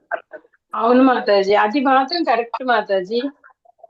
కొన్ని అయినా సరే అన్ని వింటున్నాను కానీ కొన్ని అయినా గ్యారంటీ కాన్సన్ట్రేషన్ కుదురుతుంది మాతాజీ. అది మాత్రం జపం కోసం ఎప్పుడు విన్నా, ఒకసారి రాధేశ్యామ్ ప్రభుతో చెప్పారు మాతాజీ, విన్నాను. ఆ రోజు కూడా చాలా హ్యాపీ అనిపించింది మాతాజీ. వెరీ నైస్ మాతాజీ. హరే కృష్ణ మాతాజీ. ఇప్పుడు మన మనసు మనం చెప్పిన మాట వినాలనుకుంటాం కదా మాతాజీ. ఇప్పుడు మన హస్బెండ్ ఉన్నారనుకోండి, ఇప్పుడు మనం ఏదైనా అంటాము, వాళ్ళు కాదంటారు, ప్రతిదానికి వాళ్ళ మాట నెగ్గాలంటారు. అప్పుడు మన మనస్సు మన అదుపులో ఉండదు, వాళ్ళ అదుపులో ఉంటది కదా మాతాజీ. అప్పుడు యాక్చువల్ గా ఇందాక మీరు అడిగిన క్వశ్చన్ లో చిన్న మార్పు ఏంటి అంటే, మనం చెప్పినట్టు మన మనస్సు ఉండాలి అని అంటున్నాం కానీ మనం ఎలా ఉంటాం తెలుసా, మన మనస్సు చెప్పినట్టు మనం ఉంటున్నాం. మనం ఎలా బ్రతుకుతున్నామంటే, మన మనస్సు ఏదైతే చెప్తుందో అలా మనం బ్రతుకుతున్నాం. మనస్సు ఏదైతే చెప్తుందో అలా కాకుండా మనం కొంచెం విరుద్ధంగా వెళ్ళామనుకోండి, మనసు ఒప్పుకోదు, దాన్ని మనం తట్టుకోనివ్వదన్నమాట. కానీ మనం ఏం చేయాలి తెలుసా, ఇవాళ మనస్సు కంట్రోల్లో మనం ఉన్నాము, భక్తి పట్టుకొని ఏం చేయాలంటే మనస్సుని మన చెప్పు చేతల్లోకి తీసుకొని రావాలి. సో అందుకే ఏమంటారు తెలుసా, uncontrolled mind is one's own enemy, but if the same mind is controlled, it becomes the one's most dearmost friend అంటారంట. అంటే ఏదైతే మన మనస్సు అదుపు తప్పి ఉంటుందో అదే మనకి పెద్ద శత్రువు బయట ఎక్కడో లేదు, మన మనస్సు రూపంలోనే అదుపు తప్పిన మనస్సే మన శత్రువు. కానీ భక్తి చేస్తూ మన మనస్సుని అదుపులోకి తీసుకొచ్చామనుకోండి, దానికి మించిన మిత్రుడు ఇంకొకటి లేడంట. ఓకే, సో ఓకే ఇప్పుడు మీరు క్వశ్చన్ అడగండి. సో ఇప్పటిదాకా మనం ఏం చేస్తున్నాం, మన మనస్సు ఏదైతే చెప్తుందో దానికి తగ్గట్టుగా మనం ఉంటున్నాము. ఉంటున్నాము. ఉమ్, మనకు నచ్చినట్టుగా మనం ఉంటున్నాము. కానీ మనకి ఏదో కోరికుంటది. ఆ కోరిక హస్బెండ్ ఎక్కువ మన ప్రాబ్లమ్ వచ్చేది హస్బెండే మన మాట వినరు ఒక్కొక్కసారి. ఎప్పుడు అంటే వాళ్ళ మాట నెగ్గాలి అన్న దీంట్లో ఉంటారు. అలా వద్దు, ఇలా వద్దు అంటారు. అప్పుడు మనం అనుకుంటాము అలా జరగాలి అని. కానీ మనం కంట్రోల్‌లో ఉంటది అప్పుడు. ఉమ్. అక్కడ. అప్పుడు అంటే అది వద్దు ఏమంటారు? అంటే మనము ఆగిపోవాలి ఉమ్. అక్కడ. అందుకనే బెస్ట్ థింగ్ ఏంటి అంటే భార్య భర్త ఇద్దరు కూడా భక్తిలో ఉన్నారనుకోండి, వీరు మనసు చెప్పింది వినకుండా, వాళ్ళు మనసు చెప్పింది వినకుండా ఏవైతే శాస్త్రాలు చెప్పాయో అవి చెప్పింది వినడానికి ప్రయత్నం చేస్తారు కాబట్టి కాంప్రమైజ్ పాయింట్ అనేది వచ్చేస్తుంది అనమాట. బేసిక్ గా ఏమవుతుంది అంటే మనము మన ఈగో సాటిస్ఫై అవ్వాలని చూస్తాము, వాళ్ళు వాళ్ళ ఈగో సాటిస్ఫై అవ్వాలని చూస్తారు. సో మన ఈగో సర్కిల్ ఇది, వాళ్ళ ఈగో సర్కిల్ ఇది. సో ఈ రెండు సర్కిల్స్ కలవడం లేదు ఎక్కడ. మన సర్కిల్ వాళ్ళ సర్కిల్ వేరుగా ఉంది. కలిస్తే కంబైన్డ్ గా ఇక్కడ ఉంది కాబట్టి ఈ పాయింట్ లో మనం కాంప్రమైజ్ కావచ్చు అని ఉండొచ్చు. కానీ కలవట్లేదు, ఇప్పుడు కలవట్లేదు కాబట్టే ఎవరితోనూ రిలేషన్స్ మనకి అంత సరిగా ఉండడం లేదు. కానీ కలవాలి అంటే ఒకటే మార్గం ఏంటి తెలుసా? భక్తి. భక్తి చేసినప్పుడు ఏమైంది తెలుసా? మన సర్కిల్లో కూడా కృష్ణ వస్తారు, వాళ్ళ సర్కిల్లో కూడా కృష్ణ వస్తారు. కామన్ పాయింట్ కృష్ణ అవుతుంది. కృష్ణాని సెంటర్ గా చేసిన పాయింట్ లో మనం కాంప్రమైజ్ వచ్చేస్తాం. ఓకే, నా మాట నెగ్గాల్సిన అవసరం లేదు, నీ మాట నెగ్గాల్సిన అవసరం లేదు. మనకి మన గురువులు ఏం చెప్తున్నారు, ఆచార్యులు ఏం చెప్తున్నారు, శాస్త్రాలు ఏం చెప్తున్నాయో దాని ప్రకారం వెళ్దాం అని అనుకుంటారు. అప్పుడు ఇంకా ఎవరి ఈగో హర్ట్ అవ్వదు, ఇద్దరు కూడా హ్యాపీగా ఉంటారు అనమాట. ఎప్పుడో ఎవరికో అలా సాధ్యం మాతాజీ. అది కూడా దేవుని కృపే మాతాజీ. అదైతే నిజమే మాతాజీ. కానీ ఇట్స్ ఓకే మాతాజీ, ఒక్కొక్కసారి మనం తగ్గి ఉండడం కూడా భగవంతుని కృపకి కారణం అవుతుంది తెలుసా. మనం తగ్గుతున్నాం అంటేనే, మన అహాన్ని పక్కన పెడుతున్నాం అంటేనే భగవంతునికి సూచన చేస్తున్నట్లు. ఓకే, నేను ఈ రిలేషన్ ఇంపార్టెన్స్ ఇస్తున్న అహాన్ని తగ్గించుకుంటున్నానంటేనే కృష్ణ దానికి అట్రాక్ట్ అవుతారనమాట. ఓకే, నువ్వు ఏదైతే నీ అహమని నువ్వు గట్టిగా పట్టుకొని ఉండాల్సింది తగ్గావు కదా, నాకు నువ్వు నచ్చావు, నీకు సంహవ్ వైష్ణవుల కృప అనేది తొందరగా దొరికేలా చేస్తానంటారు. చాలాసార్లు మన జీవితంలో ఏవైతే ఓకే, నా జీవితంలో ఇది అన్యాయం జరిగింది, నా రిలేషన్స్ లో ఇలా అన్యాయం జరిగింది అని చెప్పి మనం బాధపడుతూ ఉంటాం. ఏవో ఒక చిన్న వెలితి అనేది ఉంటూ ఉంటుంది, నా జీవితంతో అంతా మంచి జరగలేదని. కానీ చూడండి, ఎవరైతే అలా విక్టిమ్ అంటే అలా బాధితులుగా ఉంటారో వాళ్ళ జీవితంలో తొందరగా భక్తి వస్తుంది.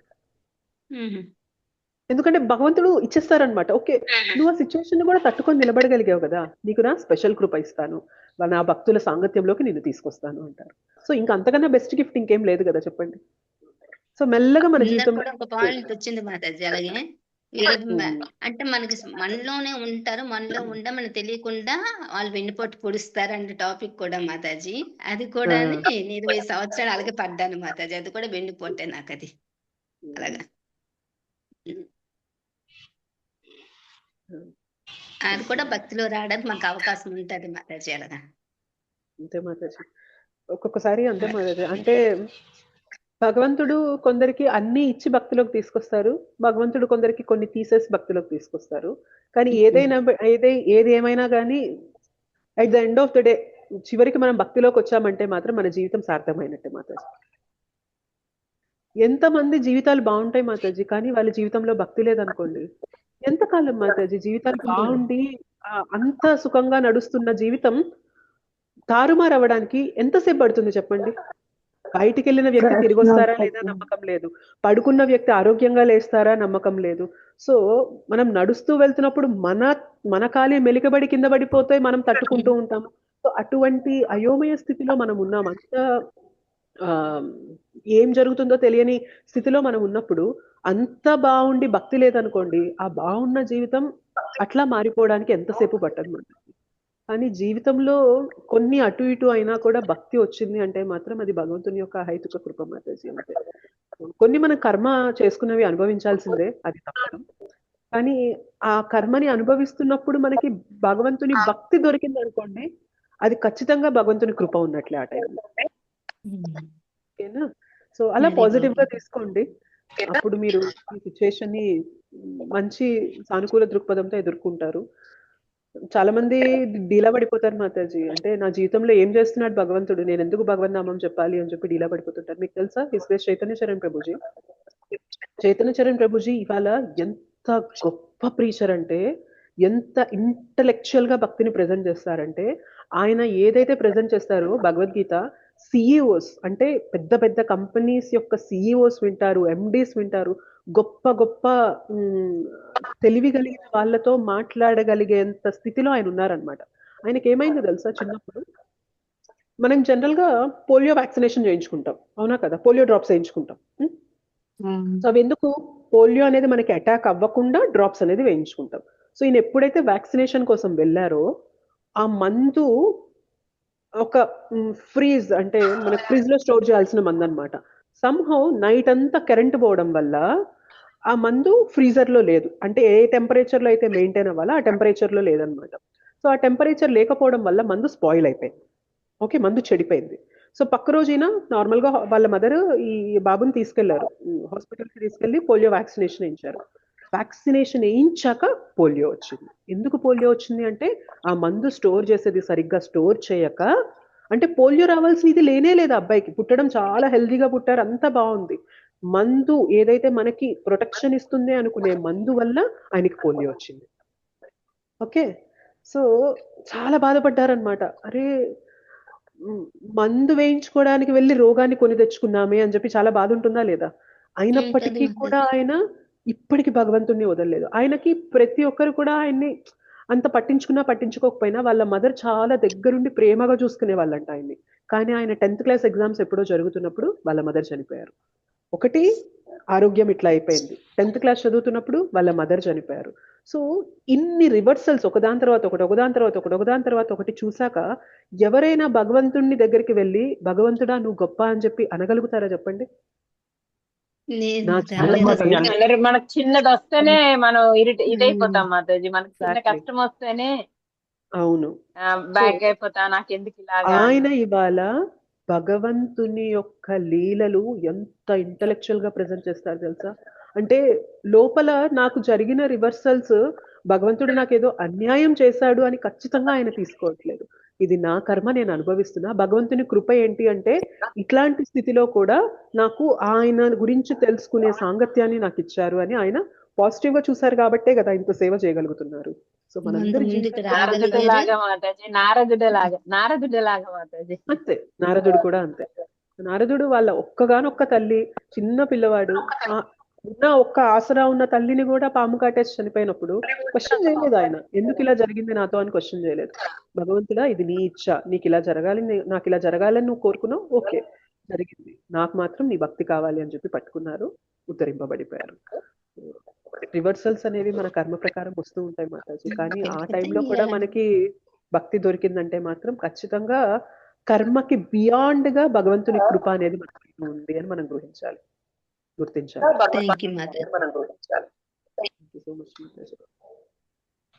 వారం రోజులు అంటే చాలా లేట్ గా అనిపిస్తుంది మాతాజీ. మీరు వారంకి ఒకసారి కనబడితే చాలా మిస్ అయిపోతున్నాం మాతాజీ. ఇన్నాళ్ళు కొంచెం జప సెక్షన్ లో 2 సార్లు కనిపించేవారు, ఇదొకటి 3 times కనిపించేవారు, ఇప్పుడు వారంకి ఒక్కసారి అయిపోయింది మాతాజీ. పర్లేదు మాతాజీ. ఏమవుతుంది అంటే ఈ వారంలో నేను ఏదైతే చదువుతున్నానో, నేను ఏదైతే వింటున్నాను, నేను ఏదైతే వేరే డివోటీస్ దగ్గర తెలుసుకుంటున్నాను, అవన్నీ గుర్తుపెట్టుకొని ఈ వారంలో కలిసినప్పుడు మీకు అవన్నీ షేర్ చేస్తున్నాను కదా. సో ఎంత తొందరగా మీట్ అయ్యాం అనే దానికన్నా గానీ మీట్ అయినప్పుడు ఎంత చక్కగా రిలీజ్ చేసాము అనేది ఇంపార్టెంట్ కదా మనకి. చక్కగా నాకు ఈ వారం రోజులు ఏదైతే నేను గొప్ప గొప్ప వైష్ణవుల దగ్గర, వాళ్ళ దగ్గర, వీళ్ళ దగ్గర విన్నవి, శ్రీల ప్రభుపాద్ బుక్స్ నుండి చదివినవన్నీ కూడా మీకు షేర్ చేస్తున్నాను. సో నాకు అంటే ఇవాళ మార్నింగ్ కూడా హరినామం గురించి అసలు అంతసేపు వెళ్తుందని నేను అనుకోలేదు. నేను ఏదైతే ఈ వారంలో నేను తెలుసుకున్నానో ఆ పాయింట్స్ అన్ని గుర్తొస్తూ ఒక్కొక్కటి కనెక్ట్ చేశాను, మీకు అది కనెక్టింగ్ గా అనిపించింది అనమాట. సో అందుకే అంటారు శ్రీల ప్రభుపాదుల వారు, ఏదైతే ప్రభుపాదుల వారు ఇచ్చిన బుక్స్ అనేవి సిన్సియర్ గా మనం చదువుతున్నాం అనుకోండి, ఆటోమేటిక్ గా వీఆర్ ప్రిపేర్డ్, మనం ప్రీచర్ అయిపోతున్నట్లే అనమాట. ఎందుకంటే ఆ కంటెంట్ ఉంటది మన దగ్గర. సో ఆ కంటెంట్ షేర్ చేస్తూ ఉంటేనే మనం ప్రీచర్ అయిపోతూ ఉంటాం అనమాట. ఓకేనా? థ్యాంక్ యూ సో మచ్ మాతాజీ. హరే కృష్ణ, ప్రణామ్ మాతాజీ. హరే కృష్ణ మాతాజీ. మాతాజీ ఒకటి డౌట్ మాతాజీ, నిత్యాహంకారము అహంకారము రెండు ఒకటేనా మాతాజీ? ఫాల్స్ ఈగో, రియల్ ఈగో అని రెండు ఉంటాయి మాతాజీ. మిథ్యాహంకారము అండ్ నిజమైన అహంకారము రెండిటికి తేడా ఉంది. మిథ్యా అహంకారం అంటే ఏంటి అంటే శరీరంతో మనల్ని మనం ఐడెంటిఫై చేసుకొని చేసే పనులని మిథ్యాహంకారం అంటారు. నేను ఆత్మని, నేను భగవంతుని దాసుణ్ణి అనే అహంకారం ఉండడం అనేది నిజమైన అహంకారం. మనకి మిథ్యాహంకారం నుండి నిజమైన అహంకారానికి మనం వెళ్ళాలన్నమాట. అహంకారం అంటే ఇక్కడ నెగిటివ్ వర్డ్ గా చూడొద్దు. అహంకారం అంటే ఓకే కళ్ళు తలపైకి ఎక్కి అన్న ఇదిలో చూడొద్దు. అహంకారం అంటే ఏంటి అంటే తప్పుడు ఉపాధితో మనల్ని మనం గుర్తించుకోవడం అనేది మిథ్యా అహంకారము. కరెక్ట్ ఉపాధితో మనల్ని మనం ఐడెంటిఫై చేసుకోవడం, గుర్తించుకోవడం అనేది రైట్ ఈగో అన్నమాట. False ego, right ego. So మనం ఫాల్స్ ఈగో నుండి రైట్ ఈగోకి వెళ్ళాలి. ఓకేనా? సో ఐ అనే పదం ఇప్పటిదాకా ఐ అంటే ఐ దిస్ బాడీ అనుకుంటున్నాం. ఐ అనే పదానికి ఏమవుతుంది? I is not this body, I means the soul అని తెలుసుకోవడమే false ego to real ego transformation అన్నమాట. అర్థమైందా మాతాజీ? అంటే నేను దేహము నుండి నేను ఆత్మని అని తెలుసుకోవటము, ఆత్మని, భగవంతుని యొక్క దాసుడిని, భగవంతుని సేవ చేయాలి. ఈ విషయాలు తెలుసుకున్నాం అనుకోండి, అప్పుడు మనకి ఆ విధంగా మనల్ని మనం గుర్తించుకుంటున్నాం అనుకోండి, అది కరెక్ట్ ఈగో అనమాట. దానివల్ల మనకి ఎలాంటి ప్రాబ్లం ఉండదు. కానీ నేను శరీరాన్ని, నేను పలానా బాస్ని, నేను పలానా ఎంజాయర్ని, నేను పలానా కంట్రోలర్ని అని ఇట్లా శరీరంతో మనల్ని మనం ఐడెంటిఫై చేసుకుంటున్నాం అనుకోండి, ఇది ప్రాబ్లం అనమాట. ఇది మన ఫాల్స్ ఈగో. ఓకే మాతాజీ, థ్యాంక్ యూ సో మచ్ మాతాజీ. థ్యాంక్ యూ మాతాజీ. ఇంకేం క్వశ్చన్స్ లేవు అంటే మనం క్లాస్ ఎండ్ చేద్దాం.